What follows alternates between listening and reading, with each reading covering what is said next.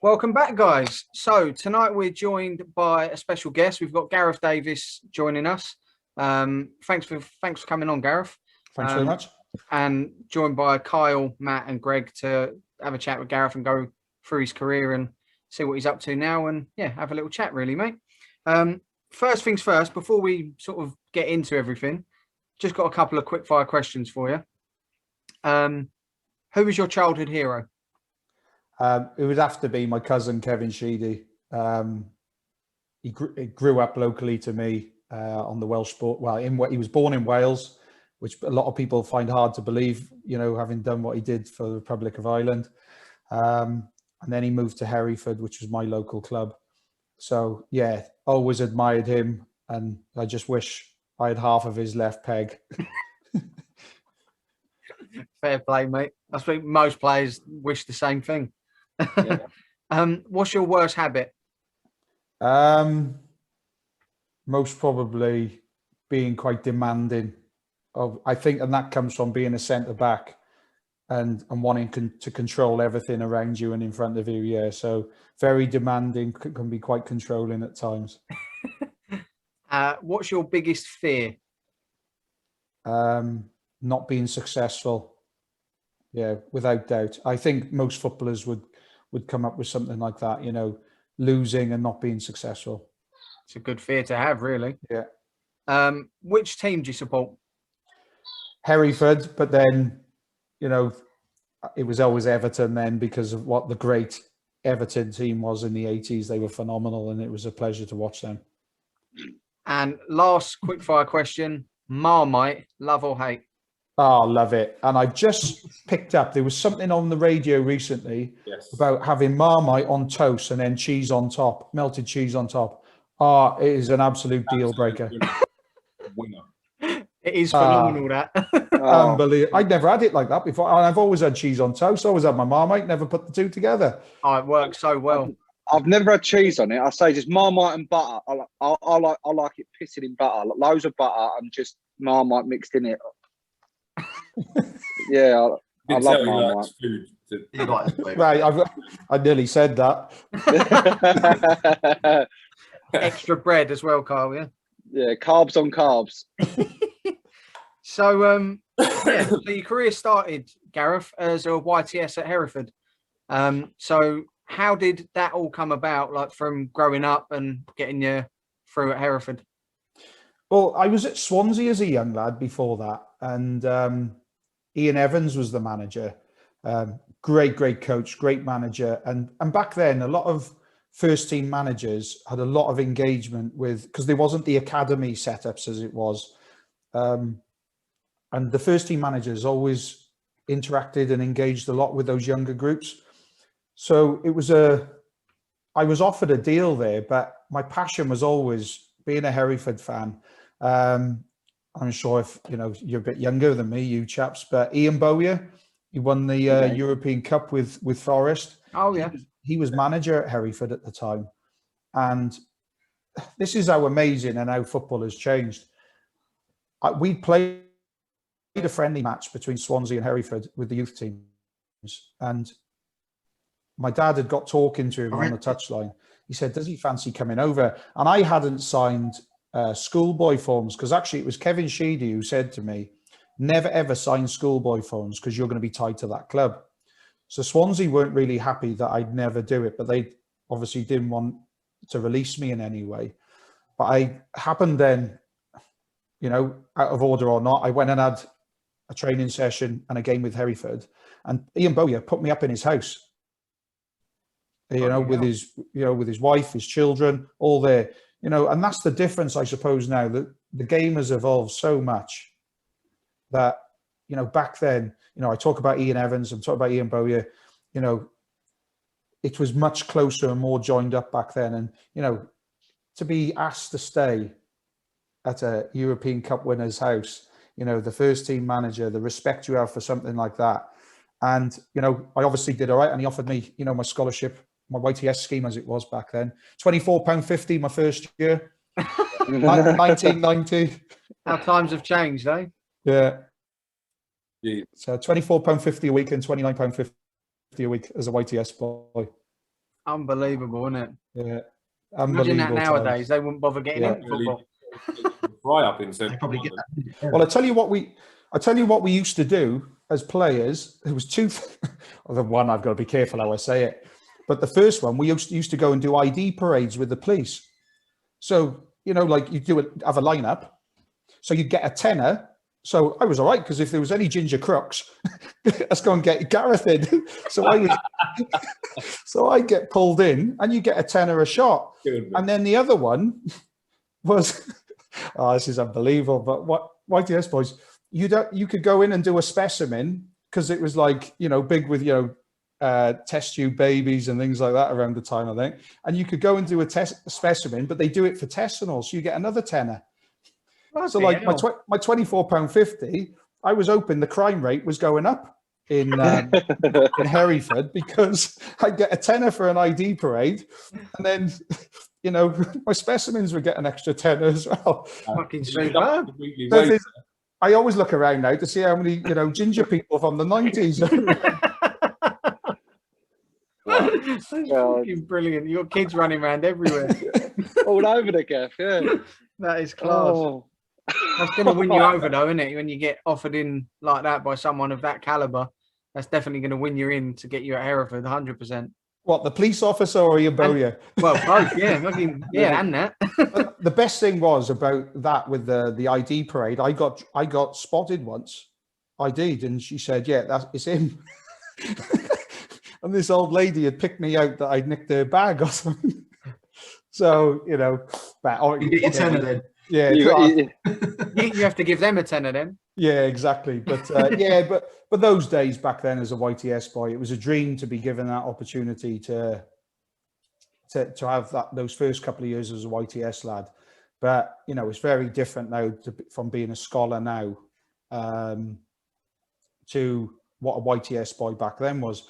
We'd have to paint the stands, cut the pitch, sweep the terraces after every home game. And sometimes that was a punishment as well, depending on, if the boys were making mistakes, being lazy as well. I've been there in freezing cold weather, dark nights, but it was a bit of character building as well to see how good a person you were off the pitch, which underpinned then who you were and what you was as a character on the pitch. Yeah, I was going to ask your opinion on that because obviously nowadays with youth team players coming through, it's a completely different ball game. Do you think back then is the better way of doing it now, or a bit of a balance between the pair? I think I believe in a lot of old-fashioned values and beliefs, but that's not about how you train a player. But I think off the pitch, we've lost, and we're quite detached from good old-fashioned values. And I think there's a lot of the game hasn't really changed that much. It's still a game of football. Now the laws of the game have changed, but I think sometimes you see some of the modern players, they get given so much and everything on a plate. But even when I saw it back in the 90s, I remember leaving Hereford to go to Palace, and I'd be picking up my kit, going down to the kit man's room, helping him. He said, "What are you doing? You shouldn't be here. That's not your job to do this." I said, "No, but that's how I've been taught, because there wasn't, full-time staff at Hereford, etc. And I'd help on match days, carry, all the kit into the change room. Hey, don't do that. You're playing, you're starting, you do whatever." But I couldn't get out of those habits. And you know what? It should never have stopped, because, you look at the All Blacks and how they've built their culture. And I think now that it's slowly coming back, or it has done in recent years, but I think more and more clubs are starting to engage in it about improving their culture to improve the individual. Because I went to Juventus 11 years ago to do an 8-day study visit, and one of their mottos was, the better the person, the better the footballer. Do your jobs off the pitch, and you'll do your jobs on the pitch well as well, So yeah, great time to be a footballer. I think years ago, it's very different to now, because it's about money as much as anything. You still get a great experience, but it's a very different experience to what we were as footballers years ago. Yeah, no doubt about it. apologies for always doing this, boys, but I always bring it back to Leeds somehow. But like you mentioned there, Bielsa actually brought in, when he took over at Leeds, and it ended up getting rid of a few players because of this, was exactly what you're saying there. The first task he put with all the players was to clean the surrounding areas around the stadium and the training ground, go around with litter picking basically, because he had his team do a calculation as to how long it would take the average football fan to work in order to afford a ticket to the match. So he basically tasked the players with every week doing the same thing. You have to work the exact same amount of time that each fan would have to work in order to earn a ticket, because they're coming to see you, and you need to understand that. And it got under the nose of a few of the players who were out the door quite quickly because of it. But look where he's ended up sort of achieving with that same core of players and the mentality he's got into them through teaching them something like that. Yeah, I think we sort of touched on it before we've gone live, but the footballer many years ago, in generations gone by, was so attached to the working person. You know, as long as you gave everything you got over 90, 95 minutes, whatever it was, they'd be happy to have a pint with you. The day you started to cheat them because they were putting their hard-earned cash to stand on the terraces, to cheer you, to shout at you now and again. And I always believe, as long as they didn't get too personal, do you know what? They have a right to their opinion. Every fan has a right to their opinion. Just don't cross the line. But as long as you're prepared, you know, to run through a brick wall, run as hard as you can, jump as high as you can, you know, give it your best, fans will always appreciate that, you know, because players will always come and go. The badge and the brand will always be there. But I think, you know, different managers will have different techniques, and also managers from overseas as well. I think they're brought up they're a little bit more tougher in certain countries' environments. You know, recently with the Wales under-17s, I know we're going to go into that a little bit, but we played against Bosnia as a training camp before going into our qualifying tournament. And you know what? It was quite old school. You know, the ground that we played at was, you know, very old. The hotel was nice, but not as polished as what we have over here. So it was a good learning curve for the young players to realise and appreciate what they've got. And yeah, I think, you know, whether it's, you know, Bielsa, you know, Klopp, whatever style they've got to improve and change the culture and grow the culture in their environments, I suppose you've got to know your players, you've got to know your audience, because there'll be some who buy into it and some they don't. You know, yes, there is this certain snowflake mentality in modern life, not just in football. But do you know what? I think people don't give credit to footballers as much, because they have to go through a lot to get to their end goal. So they're more challenged than what people realise. Yeah, no doubt about it. Greg, did you have something to say there, mate? I see you. Yeah, well, Gareth just touched on it there, like the sacrifice they actually take. When they actually get to their end goal, they have sacrificed a hell of a lot, obviously. But I was going to say to you, touching on what you touched on before with the washing the boots, the helping out the club. Yes, they are. Well, they're treated like stars, aren't they? As sort of without being stars in the youth team, because obviously the club's end goal is to try and get them up there. But why has that been taken away as though there is something wrong with it? Why that hard-working ethic off the pitch, as well as, because some people have that built in them and some don't. Yeah, I was just wondering, like, why you thought that has been taken away over the years. I think you know, it's all come in. You know, so many things are PC, aren't they? You know, and it's against somebody's rights to do this or that. You know, most probably, what was it, about 10 years ago, perhaps a little bit more than that.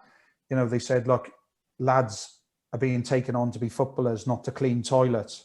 But how many players actually stay in the game from arriving in the game at, say, 7 years of age, 9 years of age? How many of them are dropped off that pathway, or they drop off that pathway, during their football journey? So even when they get to become scholars, 2 in every age group get taken on as pros. So somewhere in life, there's always somebody cleaning a toilet. There's always somebody painting a stand, a wall. There's always somebody laying a brick, anything like that. So they're life skills. So why have we taken away certain life skills that will educate these young players to appreciate what it's like to be potentially a footballer, but also being able to cope when they go back into the real world? Because I think now becoming a footballer is so polished as well. The reason why I think a lot of young players struggle with mental health when they are rejected from clubs, they haven't been nurtured in the right way with enough life skills to be able to cope when they go back into the real world. And if it was good enough for me, it's good enough for them.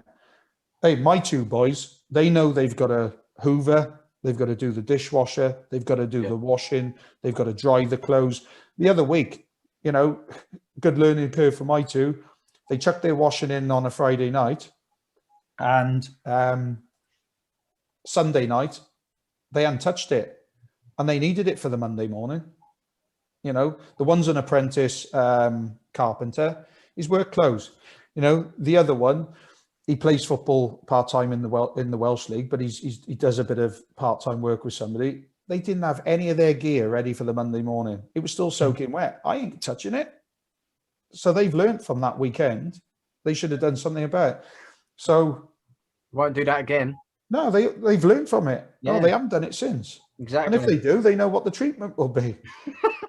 Wet clothes.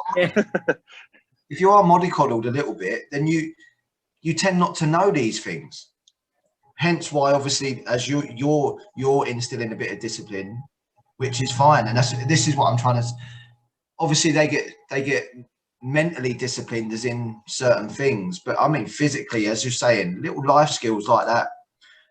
What every footballer in your sort of era, clean boots, even if it was just to clean the boots, still something. Yeah, it life skills. Yeah, that's what they are. Alan Wynne-Jones. Yeah, I'm flipping it to rugby, but Alan Wynne-Jones, the Wales captain, he plays a full game. He does his media interview, and he's carrying the pod across the pitch for the groundsman. He's just been to war with England. Yeah. Where are we going wrong with something? Now, you're not asking kids to spend 5 hours scrubbing a toilet, and you know what, and rightly so, they shouldn't be. But there's no reason why they can't actually clean their own tools, whether that's, you know, of course they got to clean their own boots, clean the senior players' boots, you know. I don't always agree with, you know, I understand the method and it's of why they do it, but sometimes the first team changing rooms are blocked off from anyone else because you've got to earn the right to get there. But you know what? Sometimes that can be so closed off, it becomes a them and us. And, you know, I remember senior players, I learned most probably more off the pitch of how to become a footballer than what I did on the pitch, because you spend more time off it than you do on. So how you mentally prepare, you know, how you, that psychology of being able to know I'm playing against a big 6'4" centre forward on Saturday. Well, I want to know how a senior centre back prepared to play against somebody like that. So yes, there's certain things in relation to football you've got to understand, but I think a lot of life skills can underpin and help you grow that mental strength and ability to prepare, you know, for life, for football, because there's a lot of similarities in it. Yeah, no doubt about it, mate. Go on, Matty. Yeah, just sort of touching on what you've just touched on there yourself. I mean, I think you see it in the media and you see it on other platforms where a lot of these young kids are putting all their eggs in one basket. You know, they've been signed by a club by 9 years old. They continue to grow through the ranks of that club, and then some of them are, from what I'm aware of, they have the mentality that that's it. Then they are definitely going to make it. But on the flip side of that, if you don't have the basic life skills in place, you're going to struggle in any part of life, whether it's football, whether it's an office job, whether it's construction or whatever it is. When you're reading these horror stories about what agents are paying families backhanders to get their kids into the clubs, and it's just, it wasn't like the football is a business nowadays. The amount of money we're talking about, there's too many zeros on the screen to print it. You didn't have that. The money wasn't in the game now. The football is a business now, whether you like it or whether you don't like it. And from someone like yourself, who's obviously had to grow up, you know, cleaning boots, sweeping training grounds, you know, it's a different world.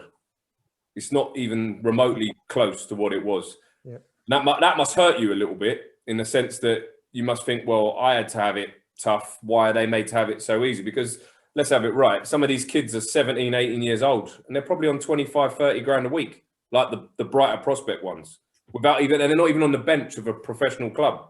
They're in the under 20s or under 21s or whatever you want to call it. And made for life. Yeah. I mean, you know, I just think it's obscene, to be honest. It's an ever-changing environment. Yeah. And life and the world evolves. And you know what? Fair play to him. That's the way the world works. You know, and things have changed. You can't be bitter and twisted over it. However, we're still human beings. Yeah. And do you know what? I used to have to flush a toilet 20 years ago, and they flush the toilet exactly the same way now. Yeah. So somebody's got to put bleach on it. Somebody's got to look after it. So we've all got to have life skills, you know, whether it's at the training ground or in your own home.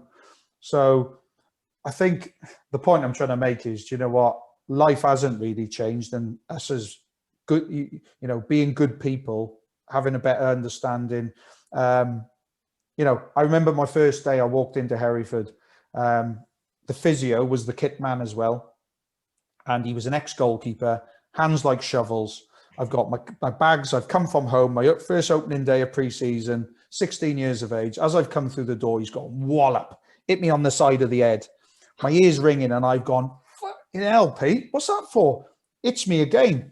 I went, hell, my ear's ringing. Like, I go, what was that for? Well, he said, the first one was just to warn you and for you to remember who you are, what you are, and where you are at all times.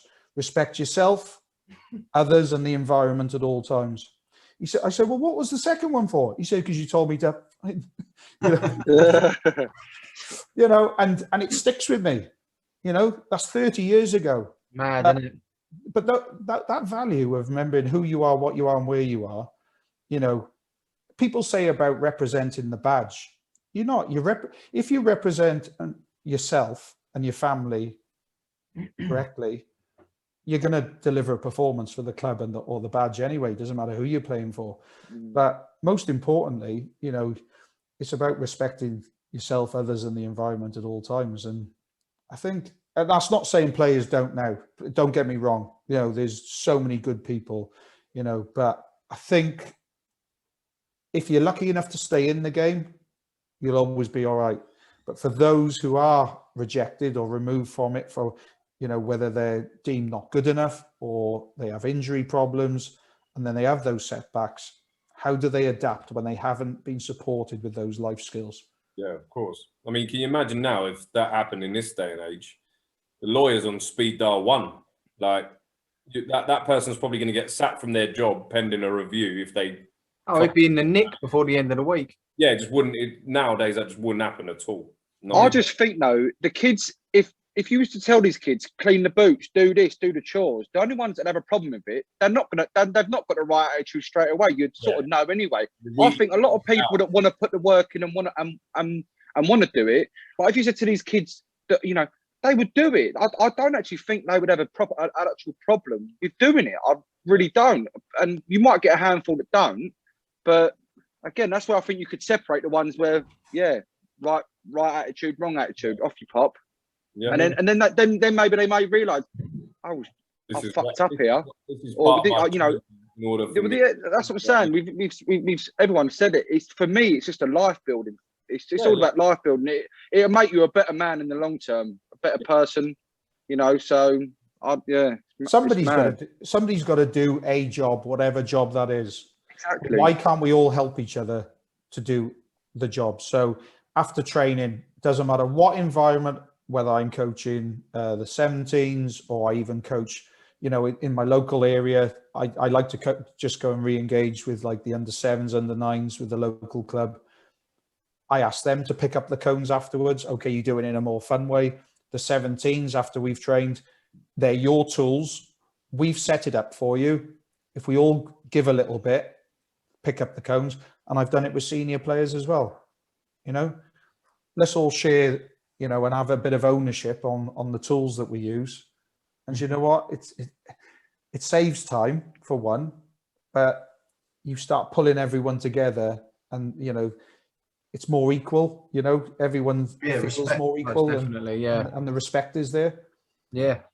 Well, like I said, you come through at Hereford, like doing the YTS there. Then what was that step into the senior team? Like, you got into the first team in 1992. What was that step like going into men's professional football from being a YTS and being a kid? Well, most probably the biggest thing that supported me was I played for my local team at 13 years of age. I played senior football. Wow.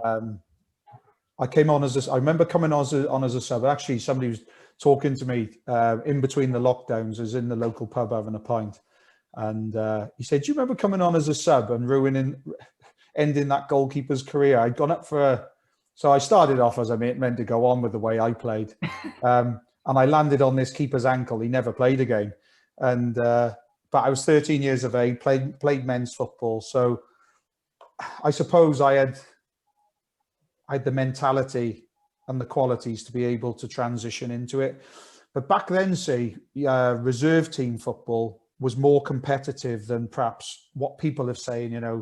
People have said, 21s and 23s isn't as competitive as the old school 23s league.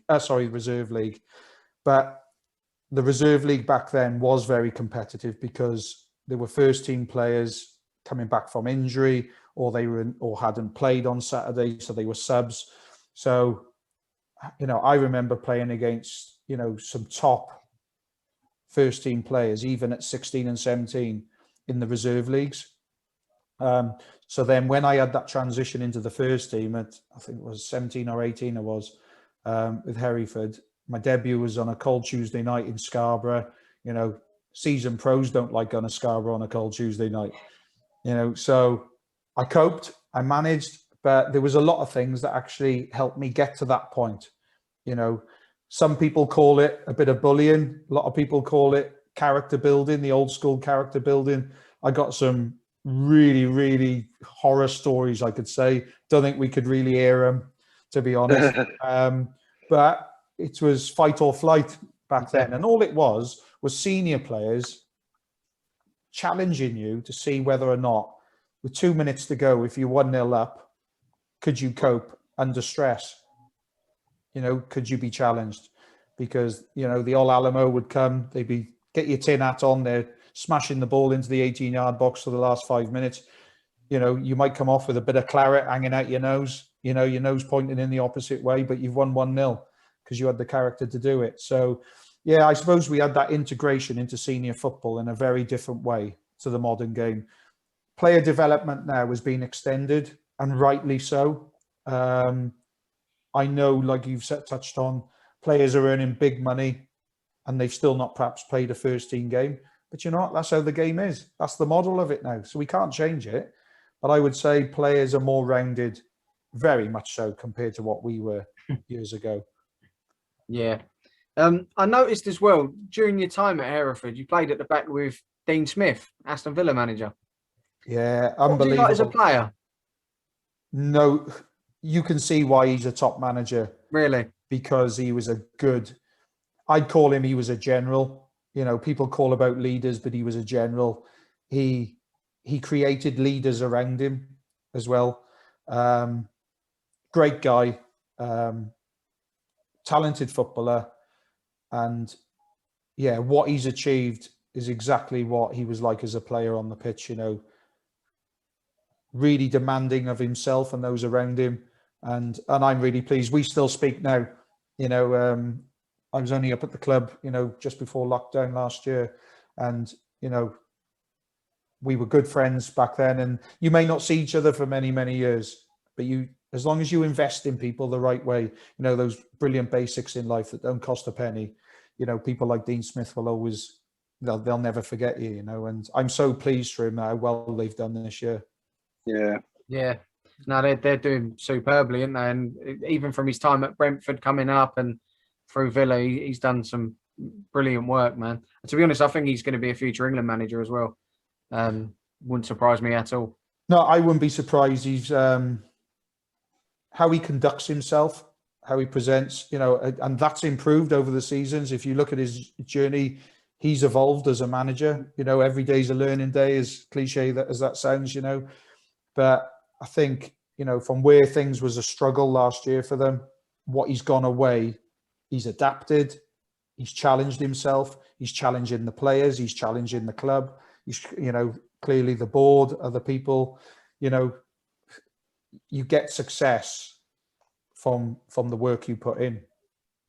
Yeah, no doubt about it. Yeah, I was always quite interested with that when I see you played with him, because you get a lot of players speak about current managers or players that they played with that went on to management, and sometimes they're like, I never saw that happening. It surprised me he went into it. So I'm always quite intrigued when like people have played with managers to see if that was always sort of in their locker. You could see it coming. So yeah, I don't know how much older he is. He's not that many years older than me, I don't think. But even then, back then, those few years of experience in senior football didn't half help drag the young players along. So if you were 22, 23 and you'd already got 100 games under your belt, by the age of 20, I had 100 games under my belt.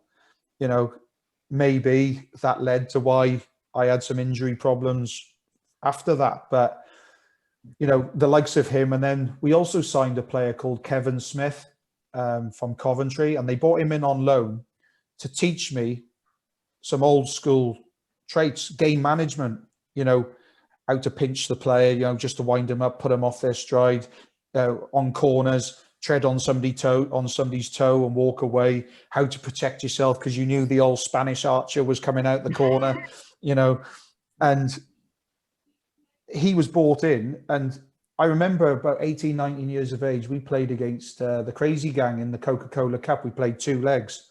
God. And, you've got, don't even need to name names, but, I'm 18, 19 playing against John Fashanu.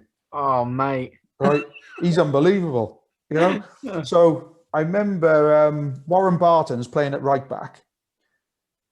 I don't know why, but what was the goalkeeper called? Besson. No, the one after him. Hans Sagers. Hans Sagers. Oh, yeah. Hans Sagers didn't throw the ball out. He used to just boom it, but he's thrown the ball out to Warren Barton, and he's clipped the ball down the line. So I'm running over top. Our manager then was Greg Downs, who'd played in the Coventry Cup winners team, and Greg's legs are gone. So I'm having to do all the running down his side and my own job. I'm running down the touchline with John Fashanu, and as we're running flat out, and as we're running, he drops the nut on me as we're running. Yeah, don't surprise me. Right, and I slide in, put the ball out for a throw in, and he's hovering over top of me. He's, what is he, 6'4", 6'5", whatever he is. Don't show no pain to me, wee man. I'm thinking, what is going on? Yeah. But you couldn't shrink. You know? He seemed so nice on the Gladiators. Yeah. And then Hans Sagers, right, would have a goal kick, and he's got his arms out. Hans, kick the ball to the Fash. I am a warrior and a leader of our team. Awooga. Remember the show? And he'd stand there. Awooga, he'd shout. And I'm thinking, I've never come across anything like this. But all it was game management. Yeah. Putting you off. Trying to get in your head.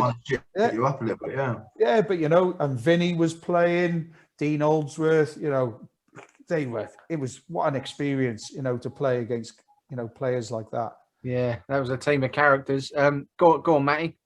I wanted to ask you, Gareth, have you seen the documentary that was on BT Sport about the Crazy Gang? Yeah. One of the best documentaries I've ever seen. Brilliant. Fashanu, absolute animal. Well, I nearly signed for them from Hereford. Oh, really? Tell you what happened.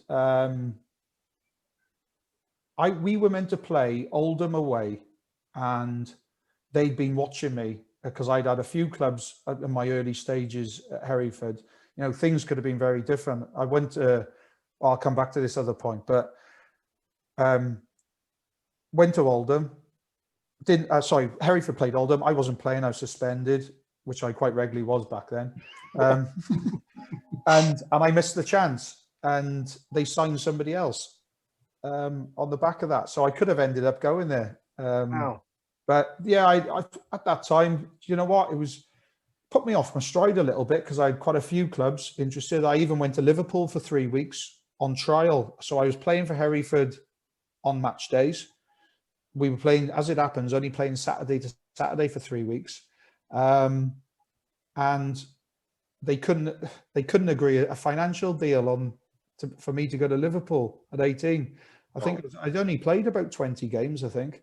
But I was very close to signing for Liverpool, and, you know, things could have been very different. But I remember going to Liverpool, and, you know, if you think about it too much, it could mess your head up. You know, we'll come to that when, you know, later on when we talk about me having to retire from the game. But I was sat in the changing room, you know, with McManaman, Redknapp, you know, your Fowlers. He was, you know, a young lad. And Spice Boys. oh, they were unbelievable. And I'm sat there, this shrinking violet in the corner, you know, from a very rural farming community in Mid Wales.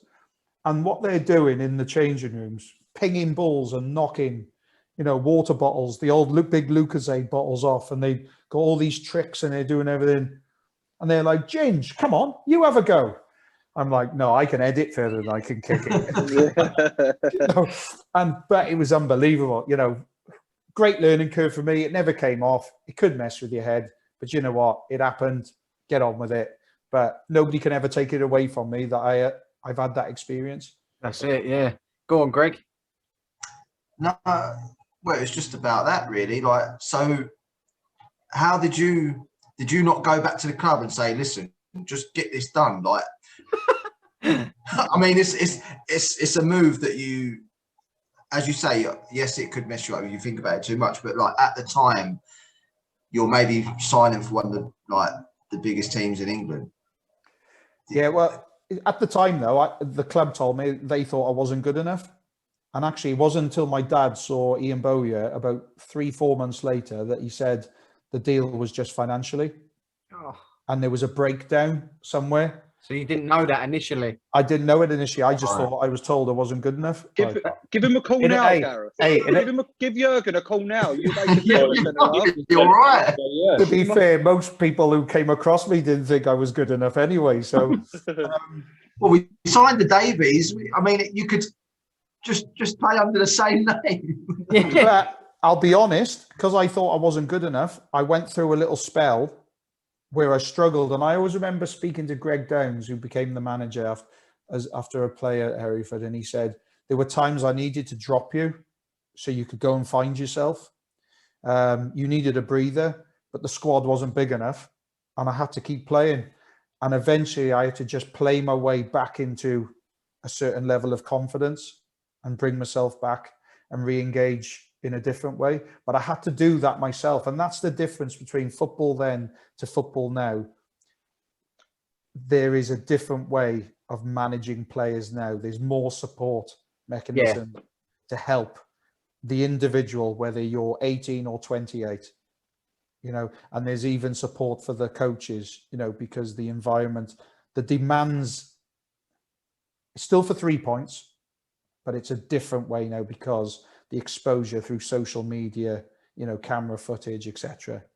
You know, the game is different. You know, it's still a round ball, but, you know, they should be really thankful that there's a lot more engagement and support for them, because I never had it, and it was challenging. Yeah, I'll bet. And then, obviously, your moves there didn't come off, but you ended up getting snapped up by Crystal Palace from Hereford for 120 grand. What was that like, mate? Yeah, there were a few clubs I could have gone to, and I don't know why I chose Palace. I really don't. Looking back, I still can't remember why. But went down with my dad, met Ron Nodes and Steve Coppell, and there was a lot of good clubs interested at the time. But Steve Coppell was a top man. You know, what a manager! Real forward thinker. From what I understand, I think he had a law degree, so highly intelligent, really invested in his players. I was a big fan then. and I'll always be a big fan of him because what he's done for Palace as a club, what he did for Reading, he's undoubtedly highly skilled as a manager, but he's most probably more skilled as person to person. Man management. Yeah, unbelievable. Well, they brought him back in, didn't they? After they got rid of him originally, Palace. I can't remember. Well, I tell you what was one of the funniest stories I always remember. He left Palace because Man City came in for him. All right. And he was there something for like 42 days or something like that. I don't think his heart was really, he didn't really want to leave London, because he loved his life back there. But managers have been seen to do that, haven't they? The grass isn't greener. Sometimes it's just a different colour. And I remember he had such a great relationship with Ron Nodes, God bless him. What a great man he was. A lot of people didn't like Ron Nodes, but I was a big fan. Nice guy. Great chairman. And he left City and literally walked straight back into Palace as a god. And the Palace players had created cardboard gravestones with rest in peace, Coppell, and all this, Man City, rest in peace. The banter was just unbelievable, But he loved it. And, he was integrated back into the club. He came back in as director of football with Ray Lewington and Peter Nicholas, who were there at the time. And he slowly then got back involved and took over again, After it was all around with Dave Bassett involved there. But yeah, great band, but I wouldn't have done that. I was still quite new in the club, but you've seen like the lads with their banter with these Man City gravestones, rest in peace, Steve Coppell and all, and the dates and how many days he was there. But that was, light-hearted humour that actually, do you know what? It was what the players actually thought of him. Yeah. They really loved him and trusted him and respected him. And you do see that still today. That hasn't really changed in clubs because, yes, we're footballers, managers, whatever, but we're still people. Yeah. Was he funny, Steve Coppell? Or... Yeah, he had this... he was quite dry at times, but very quick-witted, tiny little character, but he had this certain edge about him. I liked him a lot. He was. I thought he might be quite strict, sort of thing. Like, is it, or is he? Does he know when to? Is he like that? Can he just strict when he needs to, but can have a laugh? Or well, like I said, you talk about the All Blacks about building cultures and things like that. Do you know what? Without being overly strict, he managed his group of people, not just the players.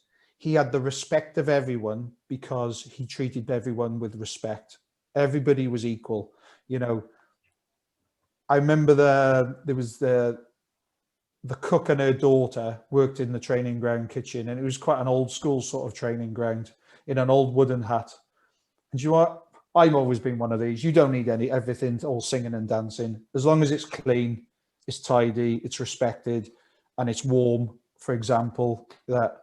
Do you know what? Everybody was on a par. And, whether it was before my time, the Ian Wrights would have engaged with Beth and her daughter years ago. They'd have respected her because her food was as important as the balls being pumped up right, by the kit man.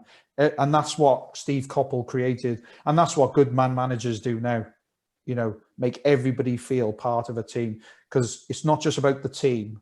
Yes, the team on a Saturday at 3:00 or 4:00 on a Sunday, whenever it may be, have to go and perform to make the club successful, to make money.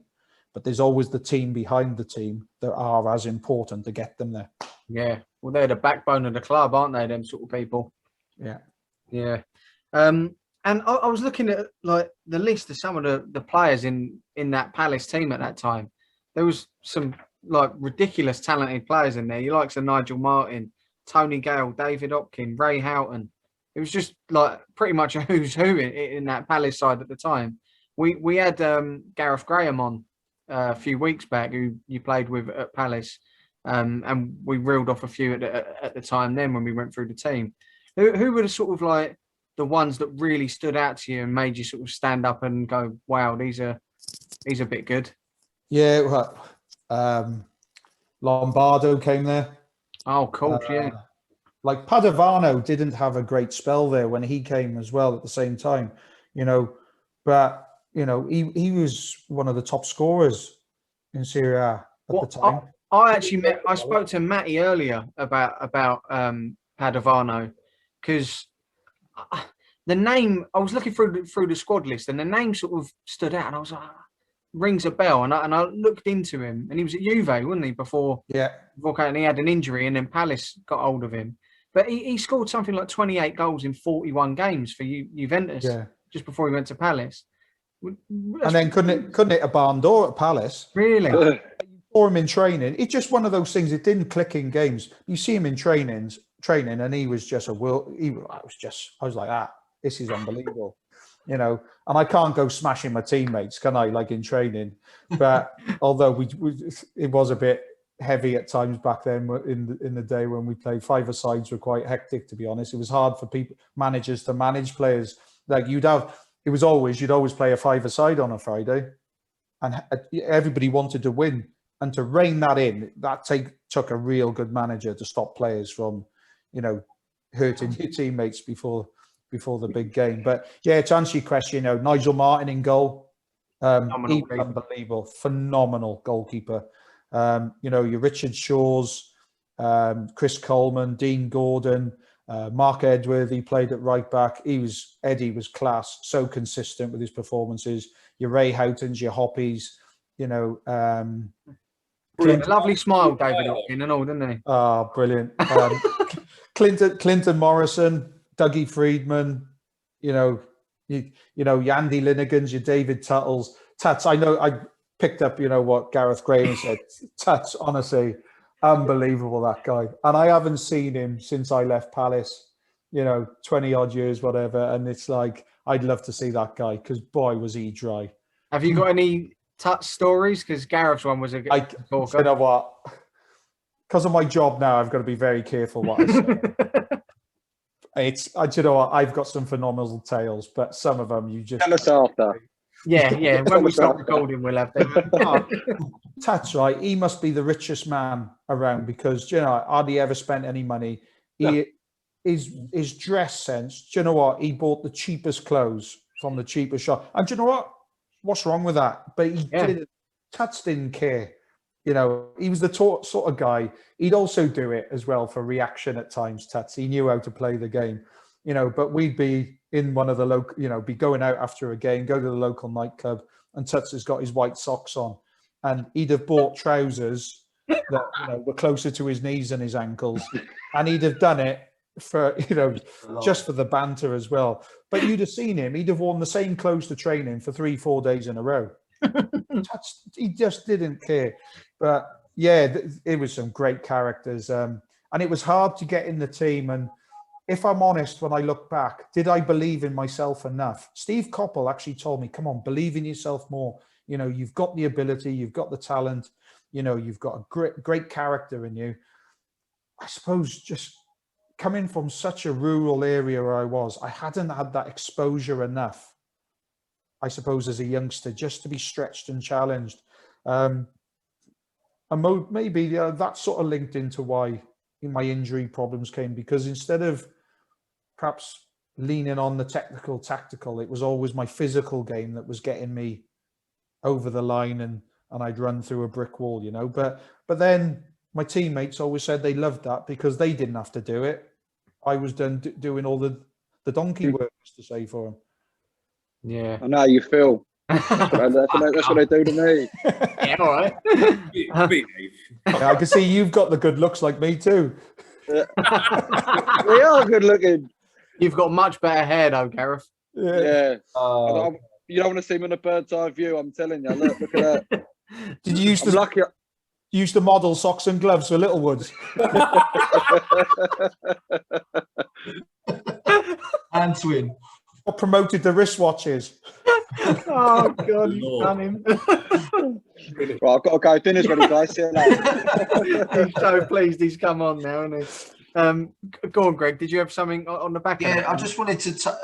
So when you signed for Palace, how old was you? I was 21. You was 21. So had you the 8 caps that you had for the under-21s? Had you sort of had them by then? Were they all at Hereford? Yeah, they were. So in my team then, Robbie Savage, John Hartson, that sort of era, Nathan Blake. Yeah. I'm trying to think who else was. I don't know, yeah, because I've done a bit of digging, Gareth, on some of the games that you played, and they were all qualifiers from what I They read. were, yeah. And there's also another player that I wanted to ask you about, because he was a Liverpool player, and I saw Lee Jones. Yeah. He was, I mean, I'll read you out his goals in the qualifying. I think he had like 6 goals or something, and he actually was ahead of players like Del Vecchio, Shevchenko, Vieri, and Inzaghi in that qualifying round. And he only played like 4 games for Liverpool in it, and I read that he had like 2 broken legs. And just wanted to sort of, was he that good as a player? Like, because he looked like he had the world at his feet. If he's outscoring them sort of players, and then obviously them two broken legs would have obviously like hampered his. He was held in such high regard. He was most probably the player in a few years before Fowler and Owen. But Lee Jones was outstanding. He was so hard to play against. He'd play on the shoulder of the centre back, always looking to run in behind. A bit like Vardy now. Exactly that type of player. But again, injuries, wrong thing at the wrong time. Your journey isn't the same as what it could have been. Great lad. Still speak to him now. Real nice guy. But who knows what would have happened for him, because he knew where the net was. He was an unbelievable talent. But around that time, I can't remember who exactly, but it was around Karol Poborski, that sort of era. We played against Czechoslovakia. Yeah, that's what I'm saying. I read all that. Some of those players. What was the lad who played for Man City from the little Georgian international? Georgie Kinkladze. Kinkladze. I don't. If you don't know this chap's name, right? But there's a coach called Joey Jones, who's a legend. Played for Liverpool, right? Won the European Cup. Made a lot of his name at Liverpool and Wrexham. And Joey Jones was the assistant manager to Brian Flynn of the under-21s. So we were playing against Georgia, and Kinkladze went and played for the first team the following day as well. But even though I was a centre back, I was quite a good athlete. And they came up, like man marking was quite a trend back then. You'd go man for man, and that was your job. If we were in possession of the ball, you didn't even try and get on it. All your job was, when the other team had it, you looked after the danger man. And I did that a lot at Hereford as well. Anyway, Joey Jones and Brian Flynn called me in and said, right, you're playing in midfield. I went, I've never played there. He said, don't worry, you're not there to play. You're there to sort Kinkladze out. So we play against Georgia. The game's going on 10 minutes, 15, 20. And all I can hear is this voice going, are you going to sort him out or what? I'm giving you one fucking job. Take that fucking little shit. And he's going, Joey, fucking nail him. It got to about 42 minutes, and I've put Kinkladze into Rose Dead. I've absolutely nailed him. The little bugger played the following day, so I couldn't have hurt him that much. And we're going down the tunnel, and Joey Jones grabs me by the scruff of the neck, and he said, boy, you're lucky. He said, because if you hadn't nailed him then, I'd have absolutely killed you in that change room in front of your team. He said, you had just one job. You're an athlete and all this. And but it was just brilliant, But nobody knew who Kinkladze was at the time. But what he went on to do, you know what? I couldn't get, I was a good athlete, but I couldn't get anywhere near him. He was absolutely phenomenal. All I had to take was half a split second to look that way, and he'd already gone 10 yards that way to find a pocket of space. Unbelievable talent. But yeah, that era, some unbelievable players. I think Czechoslovakia, Patrick Berger, I think, was on the... Nedved been in that and all? Nedved was on it. I found the program at my mum and dad's about 12 months ago. And I was looking back and I was thinking, wow, unbelievable. But we were close to qualifying as well, I think. They had a phenomenal generation of players then, didn't they? Yeah. Outstanding. Back on King. Oh, go on, mate. Go. Sorry, mate. I was just in that round of qualifying. you didn't play in the Germany game, but did you go? Did you watch? Was you in the? I didn't go out. I played in the home game, I think. I didn't play away. Not Okay. sure why. 'Cause- Chances are another suspension. But Just the names in that team as well that I sort of come across. Lars Ricken and Dietmar Hamann. yeah, Like some of the players that yeah, it's just unreal, really. Like, and you think that was quite, you know, the careers they went on to go and have. Then they wouldn't have even probably been spoke about, sort of, you know. Yeah. But it's just were they that good then? Did you sort of them You know sort of what? players like your Popolskis and your Yeah. Nedveds? And yeah, and it wasn't, you know, like you see some international games now, you know, even under 21s level, you know, where teams are dropping off into very mid to low blocks, and you know there isn't much of a tempo. Oh, they were high tempo games. It was every player actually in the under 21s back then were all playing first team football at, you know, whatever level. Now different for Wales because we didn't have the numbers of pull. You know, I was playing in the 4th tier, but you know it was I was lucky enough to move on, you know, to championship level as such. But yeah, we had some top players, like I said, Robbie Savage, John Artsons, you know, your Lee Joneses, your Nathan Blakes. Yeah, some top people, you know. And well, one of my colleagues now, Gareth Owen, you know, very talented midfield player who was at Wrexham, you know, was there for many years. And yeah, some top players. I was very lucky to be around some good people back then. did I see the manager as well? Well, the manager that's been put in now, because of obviously what's happening with Ryan Giggs, is Rob Page. Was he in your team as well? Yeah, Pagey was. Yeah, cool. I'll get done for this one. I'm not mentioning Pagey.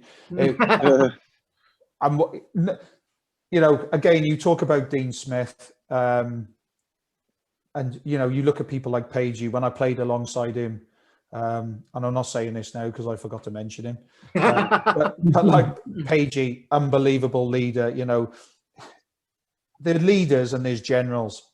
You know, the people that can go to that next level. And you aren't a good manager, good coach, good person if you can't step in like Pagey recently did with the, you know, with the national team recently.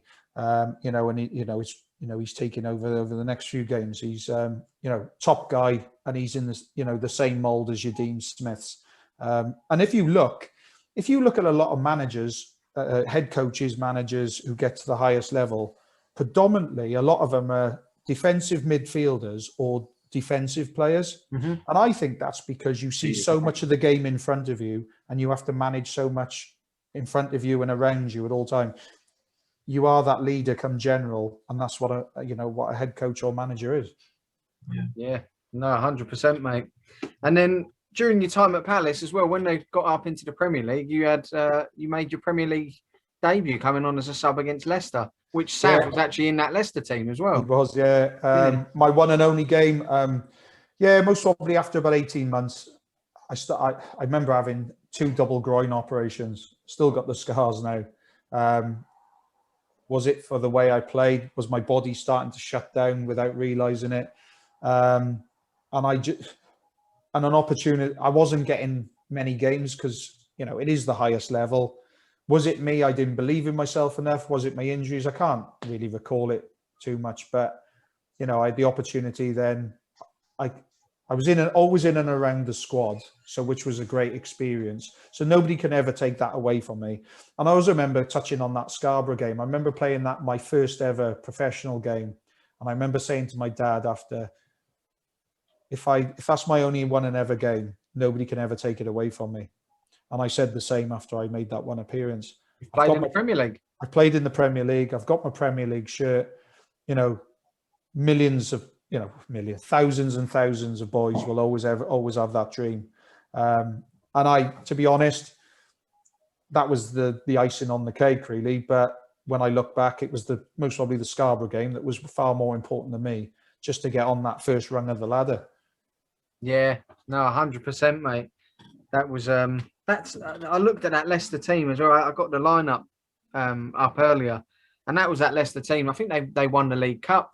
May even have been that year. I think it was that year, but it was like with your Casey Kellers, Muzzy Izzet, Spencer Pryor, Matt Elliott, Sav, all of, like them sort of players. They had some team like. Heskey must have been there then as well. Who's that? Emil Heskey. Yes, he was. Yeah. And they had Steve Claridge as well up there, and Graham Fenton. Do you remember him? Mr. Shim. Oh yeah, Graham Fenton. Yeah. Yeah. He was Northern Irish, wasn't he? Was he not? Was he Irish? I can't remember actually. But then you look back at that era, some of the Premier League teams.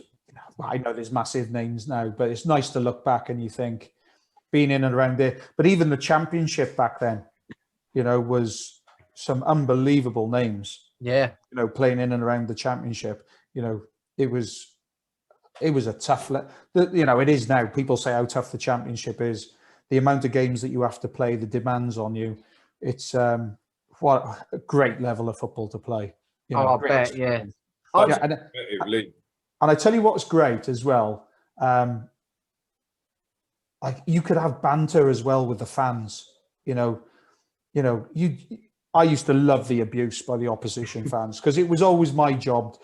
You were always allowed, and you could lend one tackle in the first 5 minutes. Sorry, ref, I'm warmed up yet. And it was always my job to get the first header in, or get the first tackle in. And if I used to love it if it was right on the touchline in front of the home fans, or in front of the corner flag, right in. I remember one of my first ever games for Palace was against Sunderland at the old Roker Park. And I remember Ray Houghton saying to me, he said, I'll give you one bit of advice. He said, if you soften up someone today and you do it in front of the Roker Raw, he said, your hairs will stand up on the back of your neck. And he was right. I've cleaned somebody out, taken the ball, and I've cleaned somebody out. And next thing, I got up and all you heard was this come over top of you, over the old metal fencing.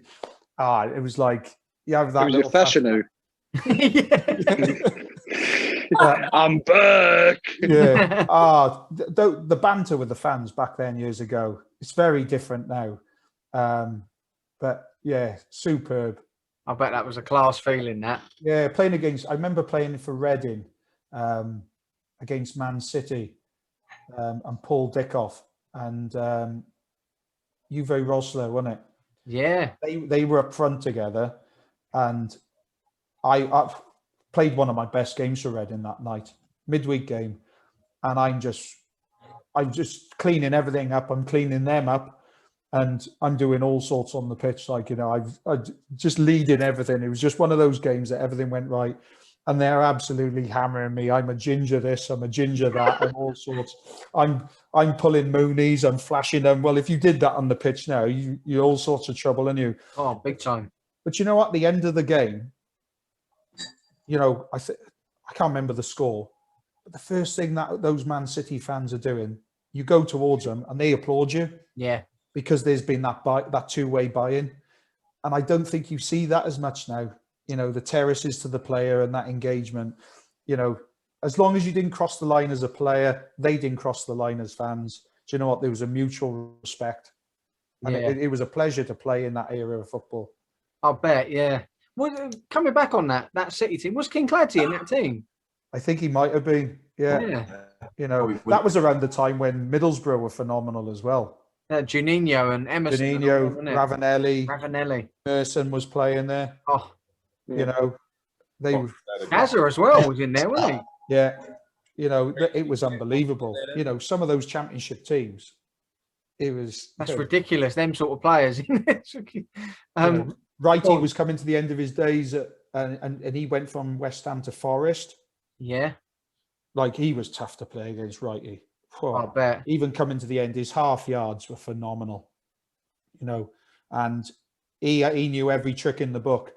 You didn't come off that pitch without a mark on you in some form, but because he had come through not like amateur football as well, hadn't he? He got quite late on, so he would have known all the sort of dirty tricks as well, right? Yeah. Hey, and let's not forget, there's players now, even at the highest level, they know when to produce some of those little dirty tricks. It still goes on, but you've got to box smart because, that lens is on top of you all the time. It was very different back then. But, we touched on it before, but when I was at Hereford, played against a chap called Billy Whitehurst, recognised most probably as the hardest man to have ever played football. I know you likes of Terry Erlock and all them would argue that, ex-Millwall, etc. But remember Derek Hall, the captain at Hereford, said to me, whatever you do, he said, don't try and kick him. Just play safe. And kickoff's gone. He's grabbed me by the scruff of the neck. And Billy Whitehurst has gone, if you take the ball off me today, I'll break every bone in your body. Right? He knew I was a young lad, done his own work. I thought, what do I do? This could go one way or the other. I either bottle it, I just as well go off the pitch. I'll do my job. Just keep it clean and tidy. And he came, I think he got substituted, and he came up to me, shook my hand and went, well done. He said, fair play to you for sticking to the task, like, you know. But, you know, Billy Whitehurst, he used to be a bouncer as well in nightclubs after games, you know, and it was, you know, so there are a lot of heavy stories about Billy Whitehurst, but yeah, learning curve playing against people like that. Oh, 100%. It's like you said, we said earlier, it's fight or flight. And when you're coming face to face with someone like that who knows he's there to try and intimidate you and break your game, just mentally, really. And because the cameras weren't there as much, a lot of games were filmed, but it wasn't that live impact. And you know, we could all talk about VAR. But I remember playing one game for Palace against Luton, and this lad, his name was basically, it sounded like Darth Vader, right? But in the newspaper on the following day, it called him something like Daft Vader, because basically, right from the word go, he was trying to every time there was a goal kick or ball was in the air, he was trying to smash me. And I said to him, look, you had to protect, it was me or him, right? And I had to protect myself in some way, because either I was going to end up in hospital or I had to stop him from playing. So he'd done it enough. And I said to him, right, no more. I said, look, I've given you your chance. And then he's come across and I've just looked at it and he scraped my nose. And I didn't say nothing. I left it. And I thought, right, I've got to bide my time here, because I'm going to be on the treatment table if I don't look after myself. So I waited for a goal kick. I've looked at the linesman, looked at the ref, and he's on my left-hand side. I've come up with an uppercut. I've hit him under the jaw, and I've walked away. Nobody knew who it was. And at Luton back then, and I wasn't proud of doing it. Don't get me wrong, not proud, but it was going to be me from one of his elbows. The next challenge, I could have been knocked out and perhaps never played football again. So I did and it wasn't my aim to do him damage. It was just to soften him and go, look, you know, it was the only subtle way I could find. But that's what happened back then in the game. You know, you couldn't do it now. There are ways that players go around it, you know, to do it. But the treatment table at Luton, the first aid room was right next to the, and he wasn't that hurt. He had to go off. He didn't come back on. But we were walking back towards the change room. The lad's going, who just did that to him? And I wouldn't say nothing until we got in the change room. And I walked into the treatment room for the Luton treatment room, tapped him on the ankle and went, you win some, you lose some, son. Got to be a bit smarter like that. And he's still coming round with the old smelling salt sort of thing, like, you know. But, you know, but that's what happened. And on the following day, that was it with the newspapers. It went, Daft Vader comes off after clash, for, you know, in game or something. And nobody knew, because they were looking to send somebody off, but nobody knew. So you had to play clever, because it was either me or him who was going to end up injured. And that was the only thing I didn't like about football. They talked about hard men back then. Being a hard man, what characteristics did you want? Well, it was being strong in the tackle, being strong in the air, but do it fairly. You know, I was a tough player, but I'd never go out. Never once did I ever think about breaking anybody's legs. Never once did I go out to try and elbow somebody in the head. My respect that way, I'd never cross that line, because I certainly didn't like the attitude of what was so-called hard men weren't hard men, because they do you cheaply from the side. Yeah, it's dirty, isn't it? It's snidey. Yeah, real hard men. I could talk you through the real hard men in football, and they were people that they'd love a 50-50 with you. Just be competitive, sort of thing. Just that's it. Just fair. Yeah, 100%. Even at the Sunday league level, boys, where we play and whatever, it's the self same thing with that. Like you get your snidey people that do you from behind when you're not looking and things like that. That ain't hard because then they're hiding behind the referee and they're hiding behind everyone else who jumps in. They're not the hard people, are they? Let's be fair. No. And if you listen to, Mourinho, you listen to his documentary, the Amazon documentary, I'm not going to repeat his language, but you have got to be so mentally strong. You've got to manage yourself because it is still happening in the game. And like I said, when we went away with the Wales under-17s and we played Bosnia, they were like men and they had such a tough upbringing. And I did not teach the players how to do anything that was against the laws of the game. But what I did teach them, do you know what? You've got to play smart. You've got to know how to protect yourself, shield the ball in a different way, open your body up in a different way to be able to defend. Because they had a centre back, he could head the ball so far, under 17s, and he could head it further than a lot of the players on the pitch could kick it. And he was their leader. He was one of the generals, but he was like an old school centre back. And we were like, and my assistant, my head coach, Richie, said, Gaz, we've got to stop that. And I said, right, let me have a little think. Because, the modern game, the referees, the assistants, you can't go about the old way. And I wasn't going to educate these young players to play dirty. Just box smart, like a modern.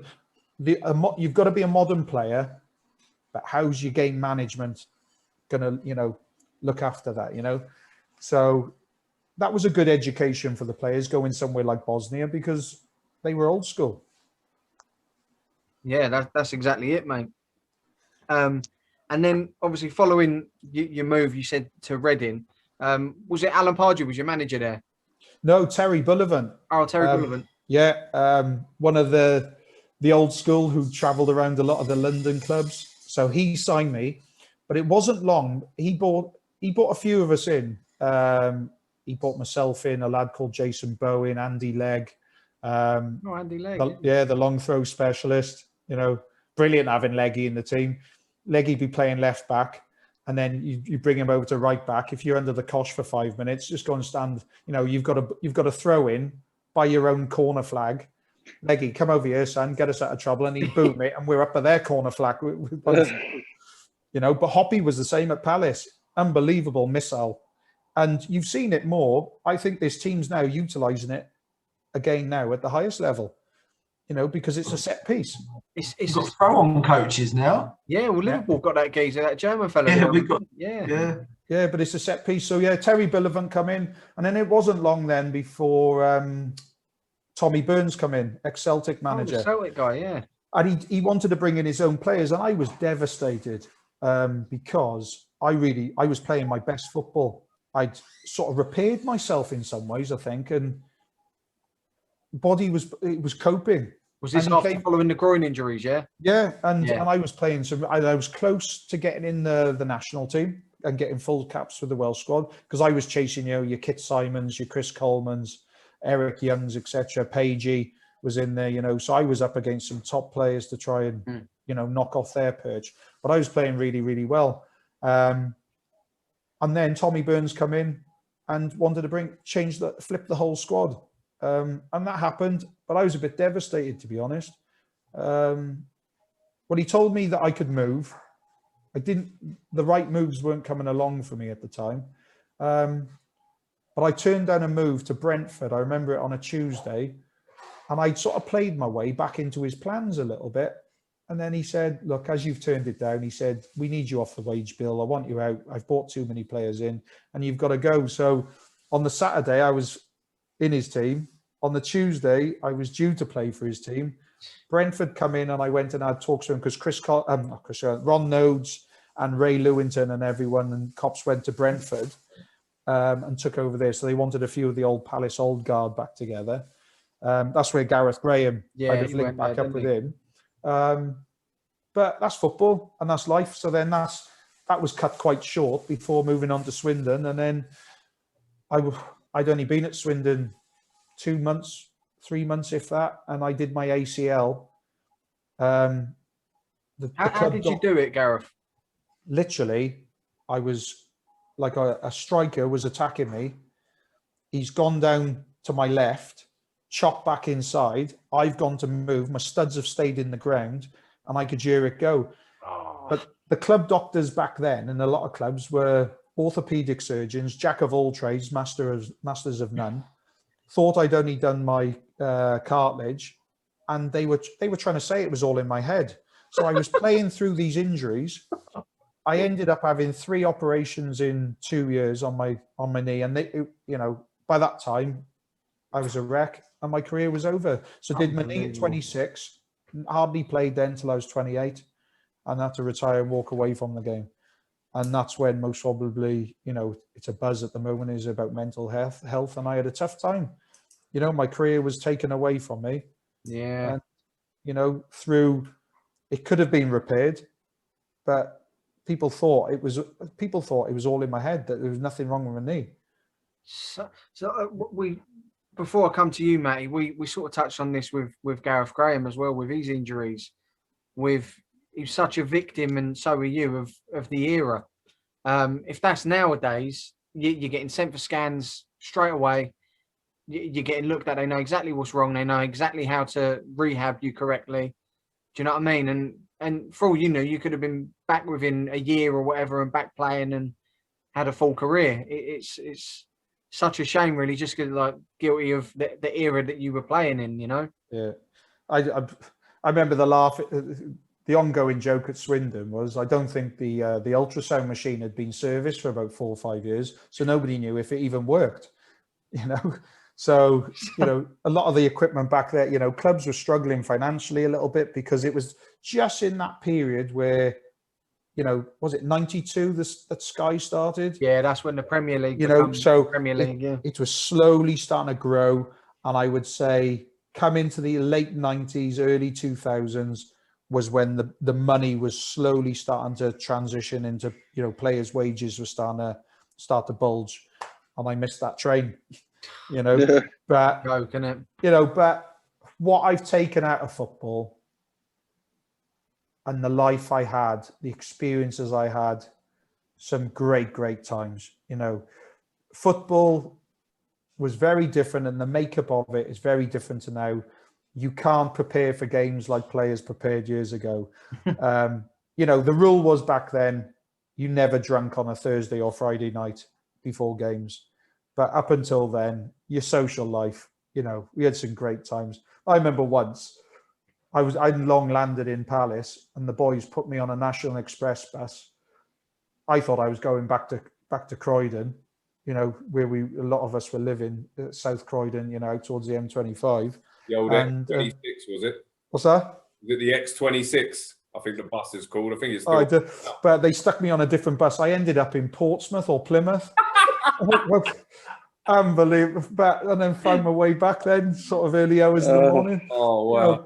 But that was the banter, they even bought a return ticket. So at least they looked after my welfare. Made sure you got back. This is a long journey to Croydon. Oh, brilliant. It is. I tell you what, I've told this story many a time. This was when I was at Reading, and we had our Christmas do, and one of the lads was big friends with Peter Stringfellow. Oh, God. And Christmas do's, because they were well known for being real party nights, on Crouchy's, podcast recently, talking about when they were banned from going one, and Robbie Keane ended up taking them all to Dublin. That's right, yeah. Unbelievable. Anyway, so we've been out all day around Covent Garden and all that, and we end up in Stringfellows. So we haven't been in there long, and I'm quite a good drunk. I got my wits about me, and I know I can manage myself. So I said to the boys, "Oh, where's the toilets?" Yes, because I knew something had been. Anyway, I start walking over, and as I'm walking out, when you're walking down the street, when somebody coming on a pavement, somebody comes towards you and you go, "Oh, sorry, mate," and you go that way. So this fella's coming towards me, and you've been careful in somewhere like Stringfellows is, so high market and all that. I'll talk about the reason why you're in there. But so this fella come towards me and he goes, "Oh, sorry, mate," and he goes. So I went, "Oh, look, sorry," and he's doing it. It's like, and you do it a couple of times to each other. So I stepped to one side and he does it again. And I'm like, oh, come on. I'm bursting for a pee, yeah. You're having a dance. It is. You do, don't you? You're like, I'm the little doing the toss pot shuffle together. Right? So I thought, hold on a minute, something's not right here. So I slowly leaned forward. No, it wasn't. I went, look, mate. Oh, look, stomach. And he's opposite me going, like playing back, pulling these. I said, look, just leave it alone. So I start to edge forward and I realize I'm in front of a mirror and oh no. Wow. And I must have been there for like 30, 45 seconds on my own. And I look behind me and like most of the string fellows are watching me in front of this mirror. No. Well, you said you were a good drunk. Oh, unbelievable. And that was perhaps one of the most embarrassing moments I've ever had in my life. At least you didn't chin it. And you know, the strangest thing was I'd come back one weekend and I was telling somebody this story and this fellow was by the bar and I didn't know him from Adam back here in Wales. And he went, are you taking the piss out of me? And I went, what? Sorry, mate, I don't know you. He said, what you've just been talking about? I said, yeah. He said, the same thing happened to me. Oh, it was brilliant. But yeah, moments like that, you think the social was unbelievable. You know, nobody can take it away. Yes, my career was cut short. But everything happens for a reason. You know I've spoken a little bit about it, but it was tough. I most probably had a tough 6 months, perhaps a little bit more, where you don't know what to do with yourself. You go to the snooker club, have a game of snooker, you gamble, you know, you lose quite a bit of money, waste a bit of money. But I had my eldest boy, Reese. He was, what was he, 3 to 6 months, perhaps a little bit older than that. Yeah, he would have been. He would have perhaps 6 months, 9 months old. And I must admit, if it wasn't for him, I wouldn't have got through it, because I sort of said, he's your future now. And slowly I started to take steps and just build myself back up. But I had about 6 years out of football altogether. Did a bit of charity work, voluntary work, started working in some special schools, delivering sports and activities and things. And then once my boys got to about they were about 5 and 7, they started playing football and I got the bug back. So it's amazing what can get you sort of through things, isn't it? And just like you said, just having your kids around just sort of gives you that motivation to get through something. And then they're ultimately what get you back into the game as well. It's mental, really. Yeah, Matty, sorry, we'll come to you after. Go on, Gareth. Yeah, it was the trick. It was everybody's got their own triggers that will get them back on track, help them and support them, you know, whatever that may be. And it was my boys playing grassroots football, because there is nothing like, I don't care what anybody says, seeing your kids and other kids play with no pressure, you know, running around with their peers, hitting the back of the net, running around cheering. And then I ran their team. You know, I set up my own club and run my own team, and the pleasure of, you know, those smiles on kids' faces, you know, that's where the biggest audience is in football, you know, grassroots game. Yeah. And I don't think we value it enough at times. No, I agree. You know, that's where the real football fan and people who love it more than anything that's where they are. And yeah, they got me back. They got me on track, kept me on track. And lucky enough, you know, that sort of buzz and the bug coming back got me into the job that I'm doing now. That's brilliant. Go on, Matty. You had a point to come back to there. Yeah, I was just going to touch on when you had the ACL injury. Did you, I mean, I'm probably sure you did at the time, did you go and seek any second opinion, or did you just take the decision of the club that that's what it was and that was it, sort of thing? Or, because really, I suppose if you look at it, you could have sued them for wrongful diagnosis. Negligence, yeah. Well, do you know what? I should have, and it was the biggest mistake I regret I've got. Maybe I was too nice. Yeah. And I let them get away with it.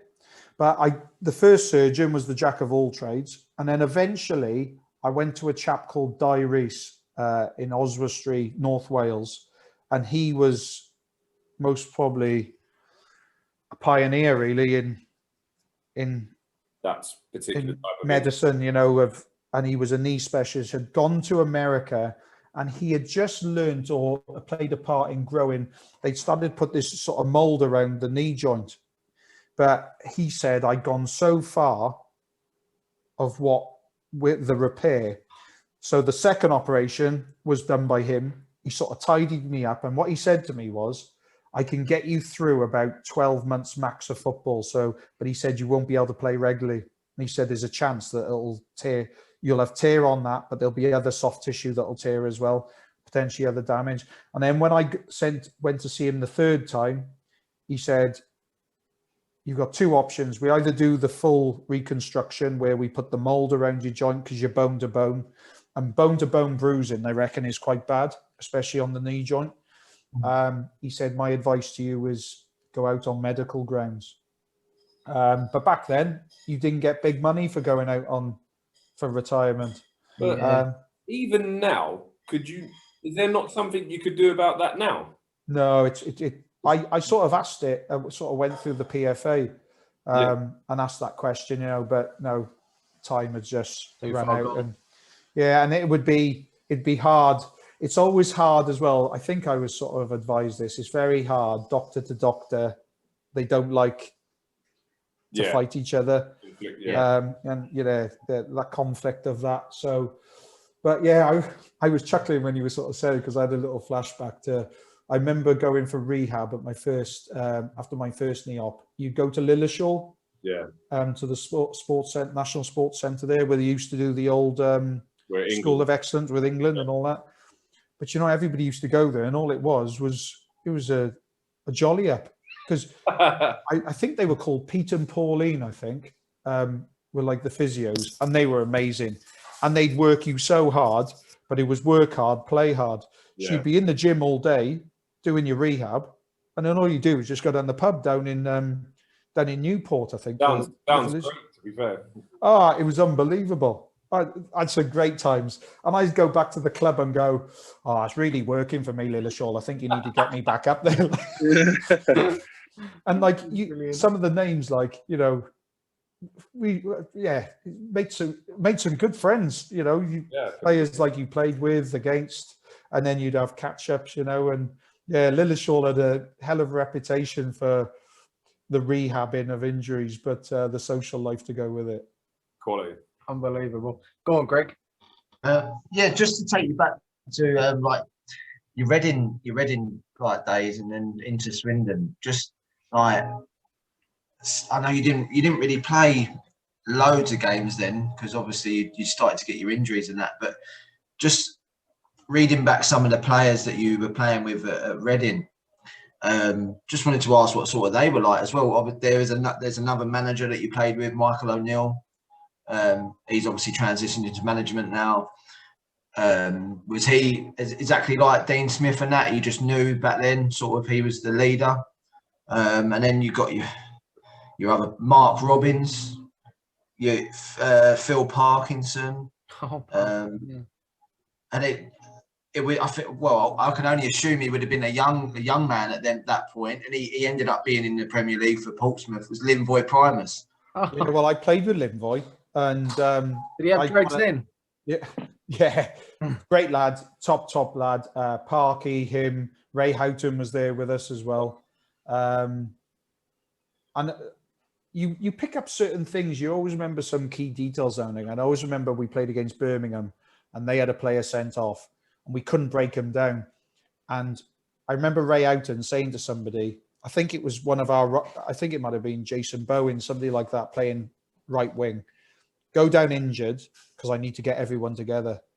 Because he basically pulled us together on the pitch and said, right, we're not breaking them down, so we need to shift the ball quicker. We need to move the ball quicker to have better ball detail, ball speed, shift it to the right. I'll drop in here as the pivot, and then we'll switch out, and then we'll draw him out to leave space in behind. We ended up winning 3-1. But we lost Jason Bowen because he had to go off the pitch, literally, until back on. But we were only down to 10, you know, it was 10v10 then. But Ray Houghton's game management was, we need to change this, otherwise we're not going to get anything out of the game. So the skill set of somebody like Ray Houghton, his game management was phenomenal. And it was the same with, Phil Parkinson. He hasn't had the break in some of his clubs, but he's done well at certain clubs. But you understand why he's been excellent as a manager as well, because he was a leader and a general like that. But yeah, your Linvoy Primus is... he was a good player, Linvoy Primus. Yeah, very steady. Do you know what? He wasn't... and I hope this is taken in the right way. He was never an 8, 9 or a 10 very often, but he was always a high 7 to 8. Yeah. Or every week. Yeah. And this sounds daft, but he was a very good 6 most of the time. Right? So nothing really pretty. Wouldn't have a bad game. Simple. Never stand out, but always does a job. And sometimes under the radar. So when I say a very good 6, he was just under that radar doing a very, very good job. And you need them players. Yeah, he was phenomenal, Linvoy. Very neat and tidy. And if you speak to people like, your Peter Crouches, and you hear about him speak, their time at Portsmouth, etc. Most players speak very highly of Linvoy. Yeah, I've heard Crouchy actually mention him on his podcast as well. Yeah. But also a real genuine guy. And not one of them, he wasn't one of the drinkers and all that. He wasn't one of the party guys. But, I had a real buy-in to him as a person. Real nice guy. But we had some great characters there. One of the stories from Reading would have been, we used to go to the Cheltenham Festival. There was a lady there who used to work for the brewery, got us tickets. And we went there, it was the same trip. So the first part of it was you'd go into the big Guinness marquee there, and it was the size of a football pitch. Well, the day before on the Tuesday, it was always the Wednesday, was Footballers' Day. You'd always go on the Wednesday, Footballers' Day. So on the Tuesday, we didn't know this until after, but some ginger-haired lad, it must have been somebody from the days when I was at Hereford for the ID parade, right? Some ginger-haired lad had been going round touching women inappropriately, right? So I'd been spotted then when we arrived. Somebody had singled me out and gone, that's him. Next thing, these armed policemen surround me, right? And I'm with all the Reading lads, cuffed and put behind my back, and I marched through the Guinness marquee. Well, can you imagine when there's thousands of lads in this Guinness marquee? Hey, give it, and I'm getting absolutely lynched, right? All the Reading boys are going, what the hell's going on? Yeah. So anyway, luckily the lady, Sue, her name was, she follows us, gets us to the corner and says, look, explained everything, what it was.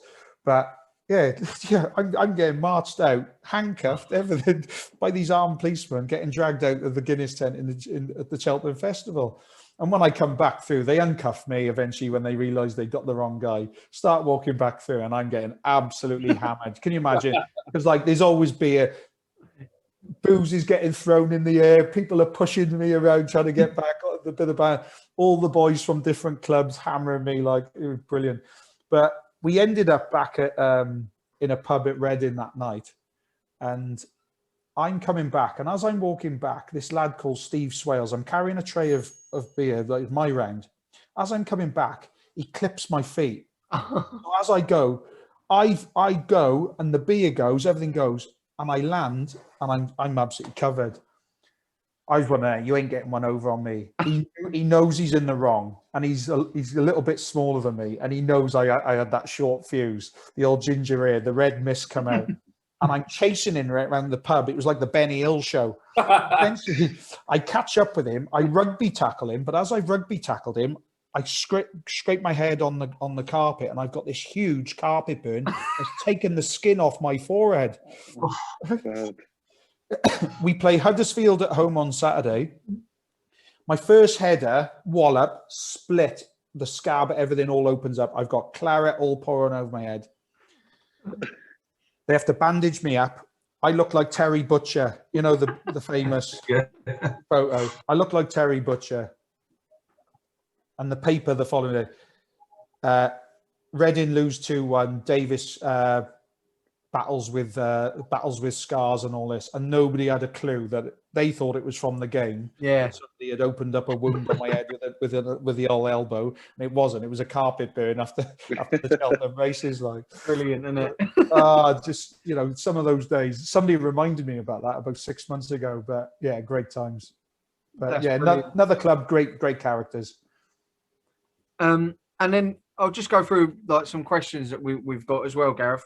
Obviously, after retiring, coming through that, and you got back into football through your boys and whatever. What's that led on to now? Like, if you talk us through what you're doing now. Yeah, so March 2010, well, just before that, at the end, the summer before that, I'd originally gone to do my UEFA B license in 1999 when I was at Swindon, and I never finished it because of my injuries. So then it ran out that I hadn't completed it. Got the bug back with the boys, and then in 2009, June 2009, I went and did a B intensive course. So you could go there for a week. You go for like 8-9 days, very intense course. Ex-players are able to do that. So it's a bit of a fast track because of the education you've got. I was able to get qualified, and then while I was on the course, there was a new role in the area I was living coming up, and they said, look, you know, would you like to apply for it? You know, there's no guarantees, as there isn't, you know, with interview. But because I'd been running my own junior clubs, there was an opportunity just to become like what was then called a football development officer. So you were multi-skilled. You did a bit of coach education, you did player development, looked after grassroots football, women and girls, inclusion football. And it most probably one of the best time I've had in football in all my life, really, because you engage with so many people and gave so many people opportunities to love the game. But then in time, I suppose some of the bosses saw certain qualities that I was delivering on, and I started to grow then on the coach education pathway, and that's got me to the point now where I'm an A license tutor and assessor. Lucky enough to work with some great staff. I'm learning every day. You know, as cliche as that is, every day's a learning day if you want to learn. I've got some great people around me. It's a fantastic organisation. You know, we're not as big as English football, as the FA and the Premier League and all that, and what's singing and dancing in football. But you know what? We're a good nation. We're a family. You know, our values are family, respect, and excellence. And I think if you look after your football family, you know, you'll do all right. And in recent years, we've done well under Cookie, you know, under Chris Coleman qualifying, under Ryan now, you know, qualified again. Welsh football's in a good place, you know. We've got some, you know, but that all comes down from valuing people at grassroots level all the way to the elite end.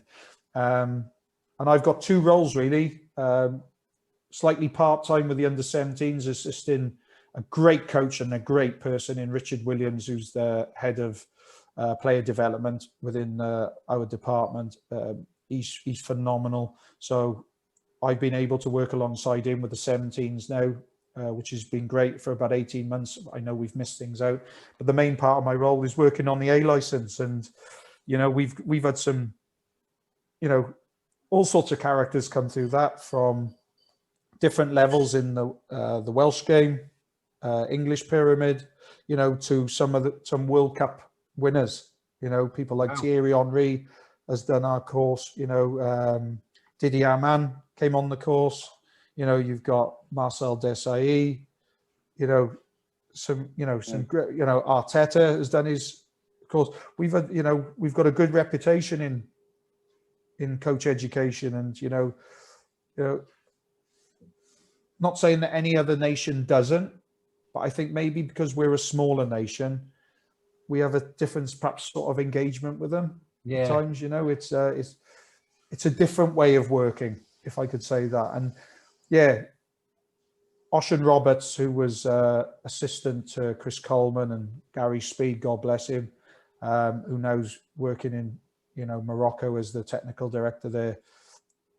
I'd been at the department long, and he said, if you can work in a job that you love, you never work a day in your life. He said, that doesn't mean it's not hard work and challenging. And I feel very honoured and privileged that I can play a part in growing Welsh football. That's brilliant. It is good. Yeah, every day's brilliant. It's, you know, and meet some great people. And they challenge you, because footballers will challenge you because they've had a great education in the game. Especially people with the caliber and the names that you've mentioned there, that they've been there, seen it, done it. Do you know what I mean? They'll all have their own opinions from what they've taken throughout their experiences in the game as well. So they'll always challenge you, which is always got to be good, and it'll help you grow as well in your role. And they're good people, and they'll always help you out, whether that's football related or something else in life. A young chap who lives not far away from me, went to the same school as me, 13 years of age, recently been diagnosed with terminal cancer, you know, and it only took a couple of phone calls to some of these people who've been on course. They all rallied around umpteen video messages from some of the top people in football. Brilliant. You know, being it, you know, Tim Cahill, you know, engaging with Jamie Carragher, you know, a lad called, Tony Pulis' son, Anthony, got in touch and got Kenny Dalglish to do a video for this young man. So, do you know what? There's so much bad press about people in football, but you know what? They're great human beings. Yeah, you know, put the football to one side. Do you know what? Because they've got kids, they've got family, and do you know what? Sometimes, you know, all this stuff that happens on social media, just be a little bit kinder, because you wouldn't like it if it was your sister, mother, grandmother, daughter who was getting the same sort of flack. And you know what? Footballers they're good people. It's a great industry to work in. Yeah. And be a part of. I bet it is, mate. Yeah. Go on, Greg.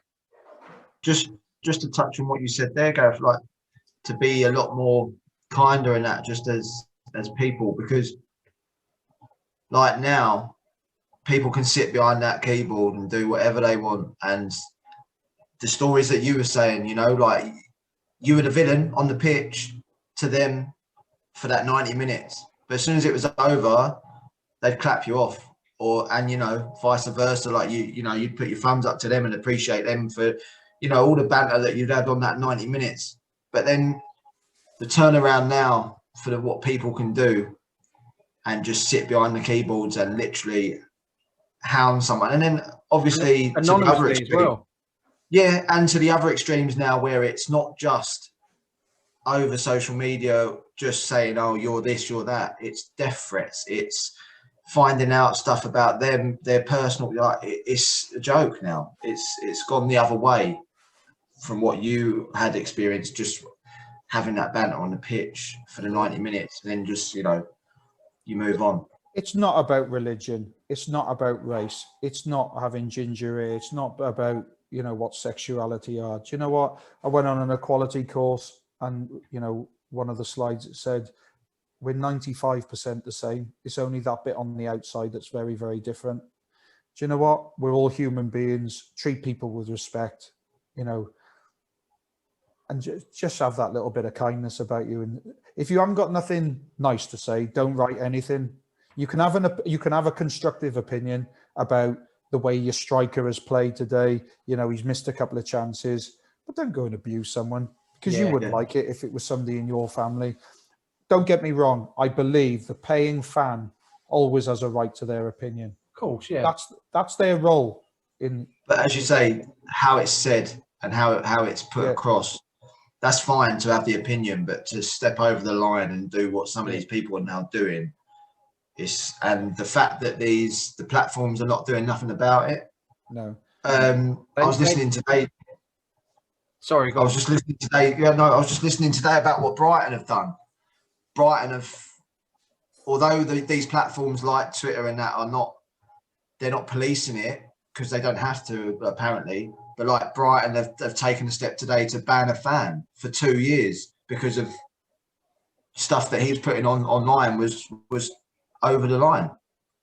stepping over the mark, and you got to commend that. That is good, but what the problem with it is, it's going to have to fall on your likes of your Twitter and Instagram, Facebook, whoever, to do it themselves, because all that's going to lead to, like with that Brighton fan, is people in his position will just create an anonymous profile, because you can, and just do it that way, because that's how a lot of these people do it. There's no identification to say who it is.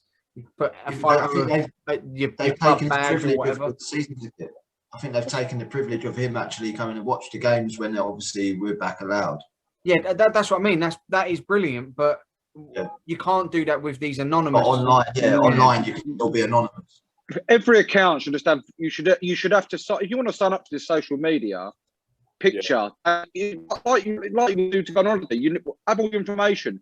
Everything should be able to be traced back to you, because again, all these people. I mean, it's all anonymous, and it's very rarely you see all these death threats and these negative comments and things like that. It's always from these people with no profile pictures, or they got a picture of a. It's just all. They've probably got one follower, or they're just silly accounts. They're just looking for attention. Yeah. Yeah, and I just think it's, none of us are perfect. We all make mistakes. We all do or say the wrong thing at times. But I think sometimes, you can all get caught up in the emotions of, in sport, you can get caught up. Football's a different beast to most sports, I think because the money triggers that extra passion and demand that the game actually brings out. But do you know what? Just have a little thought around, who it may affect, because it isn't just that player. If they've got children, the impact it has on them, and you control the controllables, because there are too many uncontrollables that you'll never be able to control in life. But yeah, that's the only thing I suppose that's disheartening really is, you don't need to cross that line. But, that's where maybe it's because the point I made earlier on, where fans could engage with a player after a game and speak face to face, person to person. This day and age, you can hide behind a keyboard, and slate somebody because they haven't got that engagement, and maybe that is the fault of the game in some ways, But social media has become such a modern way of engaging and communicating. People have just taken it to a depth. But how do you manage it? It's something's got to give, because people have taken their own lives over it because of the hate. And I just think that's when somebody takes their own life, then something's got to give. It's punishing a lot of people, and a lot of people then have got to live with that for many, many years to come. And I think it's really sad. It is. But, and it just ruins all the good work that's going on. Yeah, because there's plenty of that, but it just doesn't get the attention. No, it doesn't, and we can all have opinions, the big media topic that's been on this week. Do you know what? We can all have opinions over it. Do you know what? It's been said. Let them all go away now. Respect them as a family to go and solve the problem. But the problem is people will be nasty about it. Of course they will. It's an uncontrolled. But just something you said in the middle of it. I think you said about Reading. Somebody, Alan Pardew, what a top manager he was. And what just relating back to what I was like as a person. And I was always the joker, always up to no good, hiding people's clothes, tying people's toe laces, tying people's shoelaces together, hammer and nail, going in the groundsman's shed, getting a load of nails and hammering someone's shoes to the floor. So they come in after training, and it's just great little bits of banter like that. And Pardew knew I was always like that, but he loved it because it was that bit of team spirit when we're at Reading. But he said, there's two Gareths. He said, there's Gareth that's always like that off the pitch. But he said, when he crosses that white line and he's preparing for that game, that's what he liked. He liked that in me as a character. And actually, when I left Reading, he also left at the same time when Tommy Burns came in. And I just done my knee, and he would have liked to have taken me back to Reading. And again, my journey could have been very different again. Yeah. But as they say, life's not a rehearsal. You know, Yeah. you've got to take the rough with the smooth. I had a little bit more, you know, of a rough pathway. It was more damaging than perhaps most would have. If you overthink it, it can affect you. But I'm still in the game. I feel very honoured and privileged. You know, like I said, I worked with Sav. You know, played with Sav with the 21s, and 18 months ago or so, I was working with his son. You know, and to go back through that cycle, you know, and catching up with Sav, and it was great because our under-17s who qualified from that tournament to go to the elite finals, and we never got the chance to go and play in them. We took Holland to the wire in our qualification. We only lost 2-1 to them, and you know, most probably ranked in the top 4 in the world. And for little old Wales, you know, to be part of that, Yeah. you know, it doesn't matter whether you're a coach, manager, player, you know, whether you're the kit man. If you can play a part in football, it's a great industry to be working in. Yeah, no doubt about it. What's Charlie like? Sorry, just quickly. What's Charlie like? Is he good? Because obviously I'm a United fan. Obviously, I know he's there. And obviously, yeah. Has he got a realistic chance, or? Well, as a United fan from down, you know, south of England, That's where we're all from. You've seen some pictures on the internet and things like that. I've seen him on Football Manager. He's in my under-23s on Football Manager. I'm not in a position to really comment about him as an individual, as I wouldn't with any player. I've but just never seen him play, really. But obviously, he's going to have a good career. You know, he's. I'm not going to. Yeah, I can't say any more than that. He's centre mid as well, isn't he? Yeah, he's. Great athlete, great energy, great. You know, he's a very talented footballer. But anything more than that, professionally, because of my role, I couldn't really say. Has he got his dad's barnet and all? I'll tell you one thing. He's got. I must say, and a credit to Robbie and you know Charlie's mum. What a lovely, polite young lad. And you know what? One of those. Please, that's what I would say is please and thank yous, good manners, respect. Would always pick up a drinks bottle, you know, when the bus got back to the hotel, picking up equipment, things like that. So that's most probably as a family they've installed, which you'd like to think all families would do, but it's most probably standards that Man United actually want their players to deliver daily, showing that little bit of respect. So, but also that's not just Charlie, that's what we install as part of our culture under the FAW as well. Yeah. Robbie being a youngster at Man United, he would have had that as well. Obviously, in that team that he played in, the same sort of culture as what you did, had that he was doing the jobs and like what you are with your kid, he's obviously done that as well. And it's just showing now, obviously, you know, great words from you about who he actually is as a person rather than the player as well. Yeah, and that's you know, that all comes back to them as a family, and that comes to them and what the club are installing in their young players as well. And most clubs, if not all clubs, would all say, but most probably there's different levels of what people are delivering and you know what their values are within the club, you know.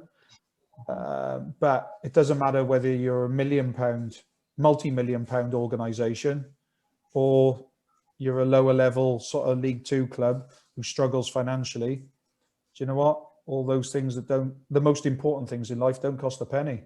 Yeah. Doesn't matter where you are on that tier of football, in that pyramid. Do you know what? We can all be good people and, you know, help your teammate. You know, don't walk past a bit of rubbish, pick it up just because it's not yours. You know, do the things that are important in life. And I think we'll see, by doing that, you'll see better people than better footballers. Yeah, no doubt about it. And just to finish off, Gareth, I've just got a list of sort of questions just based on your career that we'll just run through quickly. So first one is the best player you ever played with. That's a really hard one. Gareth Graham sitting there now going. Yeah. I call him Junior. Do you know what? I think it'd be disrespectful to call anyone out. I feel really honoured and privileged to have played with everyone that I was on that team sheet with, from 1 to 13 and 1 to 16 as the squads grew. Yeah, I wouldn't single anyone out as my teammates, because I think everybody all played a part in. I played a part for them, and they played a part for me. No, fair point. I like that. Awesome. Best player you played against? In different ways, really. Most probably Kincladze for as a young player. Your fashion news, those type of players in a different way. I played against Ian Rush when he was coming to the end of his career, and he played for Wrexham, but his half yards were unbelievable. So there was a variety of centre forwards. There's some names there. Yeah, but I tell you what, some of the best times I had was when I was in the under-21s, because we were like the B team. You played the same fixtures in qualifiers as the national team. Ah. So on a Monday or sometimes a Tuesday, we'd play 11v11 practice match against the first team. So if you could imagine back then, the Wales teams of the 90s, you had Saunders, Rush, Hughes, Giggs, Speed. That's ridiculous. So I know it was only a practice match, but I was better than playing against anyone else. I bet. Yeah. You still played against them. Oh, what a front line that was, Quality side then. Yeah, it's unbelievable group of players. And yeah, we were laughing. We had a team meeting with the FAW with all the intermediate coaches the other day, and Paul Bowden is the under-21s coach. And when we were at Reading, because I mentioned Robbie Keane with that story about Crouch, and we played against Wolves the one game, and I've taken the ball, put the ball out for a goal. It's come off him. Ball's gone out for a goal kick, but he's making out Robbie Keane is that I've tripped him and he's gone down for a penalty. He's rolling around. As I've got up, I've just rubbed his hair and sort of pushed him a little bit, and he's giving it one of these. So I've just ran off. The linesman starts flagging, and the linesman goes, 1 number 5, he pulls over Paul Bowden. Now, Paul Bowden looks nothing like me. Paul Bowden at the time, I think he had a moustache. Yeah, he hasn't got ginger hair. Very different build to me. He's been playing left back. I'm playing on the right-sided centre back, so I'm in a different area of the pitch as well. Paul Bowden's only ever sending off in his whole career, and it wasn't anything to do with him. And he said, he never lets me forget it. But the best thing was, Terry Bullivant at the time, we were short on centre backs, but we had somebody to fill in at left back. Paul Bowden was banned for 3 games. He missed out on his match appearance fee for 3 games. He had to take the hit. I still played. I got my appearance fees. So it was a double whammy on him, and he'll never let me forget it. I don't think I would, to be fair. No, absolutely brilliant. It was the worst trainer. Oh, do you know that again? I've seen some shockers over the years, but do you know what? They're normally back then years ago. I'm not going to put anybody out there. What I would say, it was normally some of the flair players. Well, we had Jonathan Douglas on a few weeks ago, and he said he played with Mark Hughes, and he said if you saw Mark Hughes in training, you would never know that he was as good as what he was. He said it was only when it come to the game. But he said in training, you'd sort of think like all he'd be interested in doing would be volleying. He said he'd do these volleys. Other than that, he said just. I would say normally the flair or your poachers would just tick over, and then at the end of the session, and they'd go and do their individual stuff, and then they'd come alive, like Jonathan Douglas has said. Yeah, that's when it was when they would, a bit like a golfer putting. They came alive when they were just going through their own little bits of imagery of how to hit the net, or a flair player, like somebody like George Endar, play out wide, and he'd you know, get a couple of mannequins or slalom poles and just go in and then run down the line, whip a ball in, chop, cut back, whatever it may be. But I'm not saying George Dar was a good training player. I'm digging you out there, George, and I didn't mean that. But what I'm trying to say is, I would say normally it would be just those flair players or the poachers who would just hide a little bit in training, but they were more about their own individual games. Yeah. More so. But yeah, nobody. Over the years, I never saw anybody really Not a complete standout. Yeah. sack it off. You know. Hardest player you ever played with? I tell you, it was tough. David Hopkin was tough. He was a hard man. Wow. Yeah. Love that. Yeah. I love He was David Hopkin. tough man, and do you know what? A talented footballer as well. He was quality. Like, he scored a hell of a goal against Leicester, you know, in that cup final at Wembley. But again, top man as well. But he was, you know, he had that real Celt about him. You know, hard school sort of upbringing in Scotland. You know, had that rough sort of Scottish voice. Yeah, I remember Hoppy once rupturing his ankle ligaments, and how he stayed on the pitch. He was at Palace, and how he stayed on the pitch, and literally he was just bouncing around, and then the ball would come to him, and he'd still do something good, or he'd still want to make a tackle, you know. But they were trying to drag him off, you know, the management. That he stayed on, and Brilliant. yeah, tough cookie. Yeah, that's proper hard. Kept him playing through that. Yeah. Hardest player you played against? Yeah, I've said it. It's got to be Fashanu. He was a monster. He was a beast. But then I think his name was Steve Torpey. He played for Swansea City, Bristol City, and it was when he was at Bristol City. In all the years I was playing, he was the only player that ever got in my head, and I couldn't mark him. And he knew it as well. And yeah, nobody ever got the better of me. But psychologically, I don't know what it was. And it used to wind me up. It used to fret me so bad. I used to get so frustrated. But so in a different way, I would have to give him credit. Fair play. I'm sure it was Steve. Surname was Torpey. I'm sure it was Steve Torpey. But he was the only player that. So I've got to give him credit that actually most probably mentally the toughest player I played against. Because Yeah, exactly. Yeah. I'll tell you what he was very good at, and not many strikers ever did it, and they still don't, is running out of the corner of your eye. Because most centre forwards will come from behind you, which you can deal with, and they stand in front of you. But come in from side on, across you, and that's most probably what it was, thinking he was going to come across me. And I remember him laughing as well, because he knew me, he had me, and that was horrible, knowing that you were in his pocket. That realization, yeah. Him again. Yeah. Put me off the game so much, I didn't even want to kick him. I was that mad. The biggest diva. Oh, do you know what?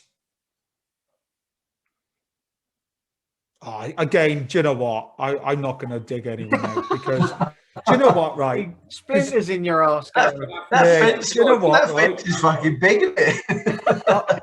I'll tell you why I won't say I would never dig anyone out. And the reason why I wouldn't is because if you've got yourself, doesn't matter what, for you to be a footballer, you've got certain qualities. And even when you're a diva, do you know what? They're that luxury sometimes in the team that they must be doing something right. So I might give them a little bit of hard time because they haven't chased back 10 yards. But then I might tell them, if you don't make that run again, I'll have you on Monday in training, you know, or I'll rough you up at half time. Yeah. You know, so you knew you could manage them to a certain point. But yeah, again, most probably some of the flair players, you normally didn't have it from the rough, tough exactly. defenders. But yeah, I might have called them a diva at the time, but I wouldn't dig them out, because to be a footballer, they've invested so much to get where they are, and they'd have brought something to the team. So there was a reason why they were divas too. Yeah, true. You know, because on the flip side, I was most probably a liability when I was getting sent off. So on the, so as much as they're a pain in the backside for being a little bit of a diva at times, I'm a pain in the backside because I put my team down to 10 men. It's the other end of the spectrum, isn't it? Funny man. Oh, too many to say. Honestly, football is full of jokers. I must admit, one of the fun, and I've been lucky enough to work with Peter Crouch on his coach education, and he has got to be the funniest guy I think I've ever met in my life. Really? He's so dry, and everything's off the cuff. Top bad. I'm sure you won't mind me telling this story. There was somebody on our course, and there was somebody showing a picture about an NFL guy, and big, NFL guys, a bit like the fridge, bulked up, top athletes, huge legs and all that. And Peter was still in like his training kit from the day, and we were just around the hotel, and he got the gist, obviously, of what was going on about this NFL guy. And he went, "Let me have a look at that picture." And he's looked at it and gone, big guy. He went, "NFL," and he pulls his shorts up, and Pete's not got, he went, "Premier League." And he's got these legs, like, and he's, he's not a big muscly guy, is he? By no means, Pete. But it was just something so dry. And the place just erupted with laughter, because you've got this big, strong athlete, and then Pete's like, just take it. He jokes about himself, doesn't he? He does, yeah. Which is a great quality that brings and draws people in. But yeah. It's not somebody I played with, but still come across him, isn't you? Funny guy. I love Crouchy. Well, there's that famous quote of his, isn't there, when they said to him, what would you be if you was never a professional footballer? And he said, a virgin. Great shout. Yeah. But you know what? We speak now and again, because of the coach education, and if he was one of those that did a video for me, mate. Lad, and class act as well. Then he is, but then he's one of many, a lot of classy people in the game that a lot of people get bad press, like I said, but a lot of good people in football. And like I said, I'm lucky enough to work with some great people in the FAW. Yeah, too right, mate. Good people. Which manager was the best in training, like when they took part?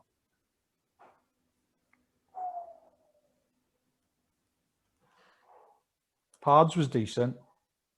Yeah. Alan Pardew was very good. Most of the others, not really. That I was. I tell you, was good because he played to an old age, and he loved putting it on you as well in training. Was Jimmy Quinn? Oh right, yeah. Northern Ireland International, and he was a good bloke as well. Quite funny him as well. But he'd like joining in the five-a-sides because he kept himself fit. Because we used him a little bit as a player. He played at 40. I think he played in the championship at 40 years of age. I think. Bloody hell. But he loved mixing it up in like small-sided games. That's quality. Good, decent player he was. Yeah, as well. Based on sort of like the initiation songs that go around the game at the moment, best singer you've heard? Me.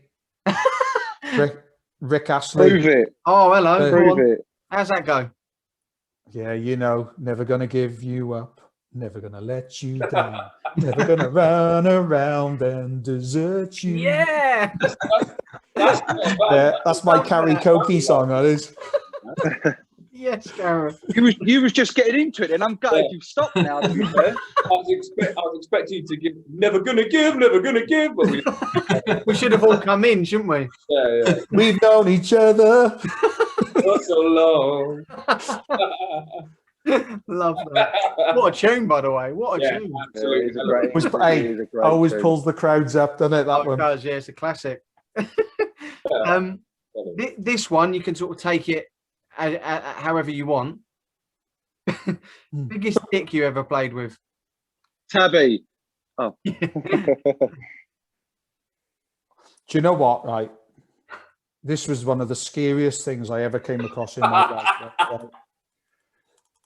There was a lad called Leroy May with me at Hereford, and I'm not saying it. I'm not going into detail because it'd be inappropriate, right? But I always remember we played in an FA Cup game. We were away somewhere down in South London, and well, I woke up and he hadn't worn anything to bed, and I've never seen anything like it in my life. And we was, you know, and I always hashtag him the snake now. Love him. He's about what a great guy, nice guy, but yeah, you know, put me to shame. Lucky bastard. Yeah, put me to shame. Nice guy, but yeah, that was a scary image. That as 18-year-old, I think. Yeah. Another initiation. Yeah. I wonder he wore nothing to bed. Yeah, exactly. I wouldn't have worn nothing out. And you know what? Like I said, if you look at it on the other side, because I know what angle you were going at, so I tried to keep that nice and appropriate. But yeah, I think at times that was the only thing that did my head in sometimes in football, some of the selfish idiots. So some of the idiots, you know, they were self-centered. Again, I wouldn't repeat who they are, but interestingly, you know, somebody might say that about me. You know, you can be flavour of the month. People might like you, they might not. That's life. No different in football. Yeah, no, you're right, mate. And what you know, there's only two of you I've really bought into tonight. The other two I don't like either. So. we get that all the time. Don't worry about it. And last but not least, best mates in football, and can you get them on the podcast for us? Yeah, I tell you somebody. I haven't spoken to him for a while through COVID. To be fair, I'll tell you one thing about footballers: you don't have to be best mates and on the phone. Yeah. Every day, every week. But I'll tell you something about footballers.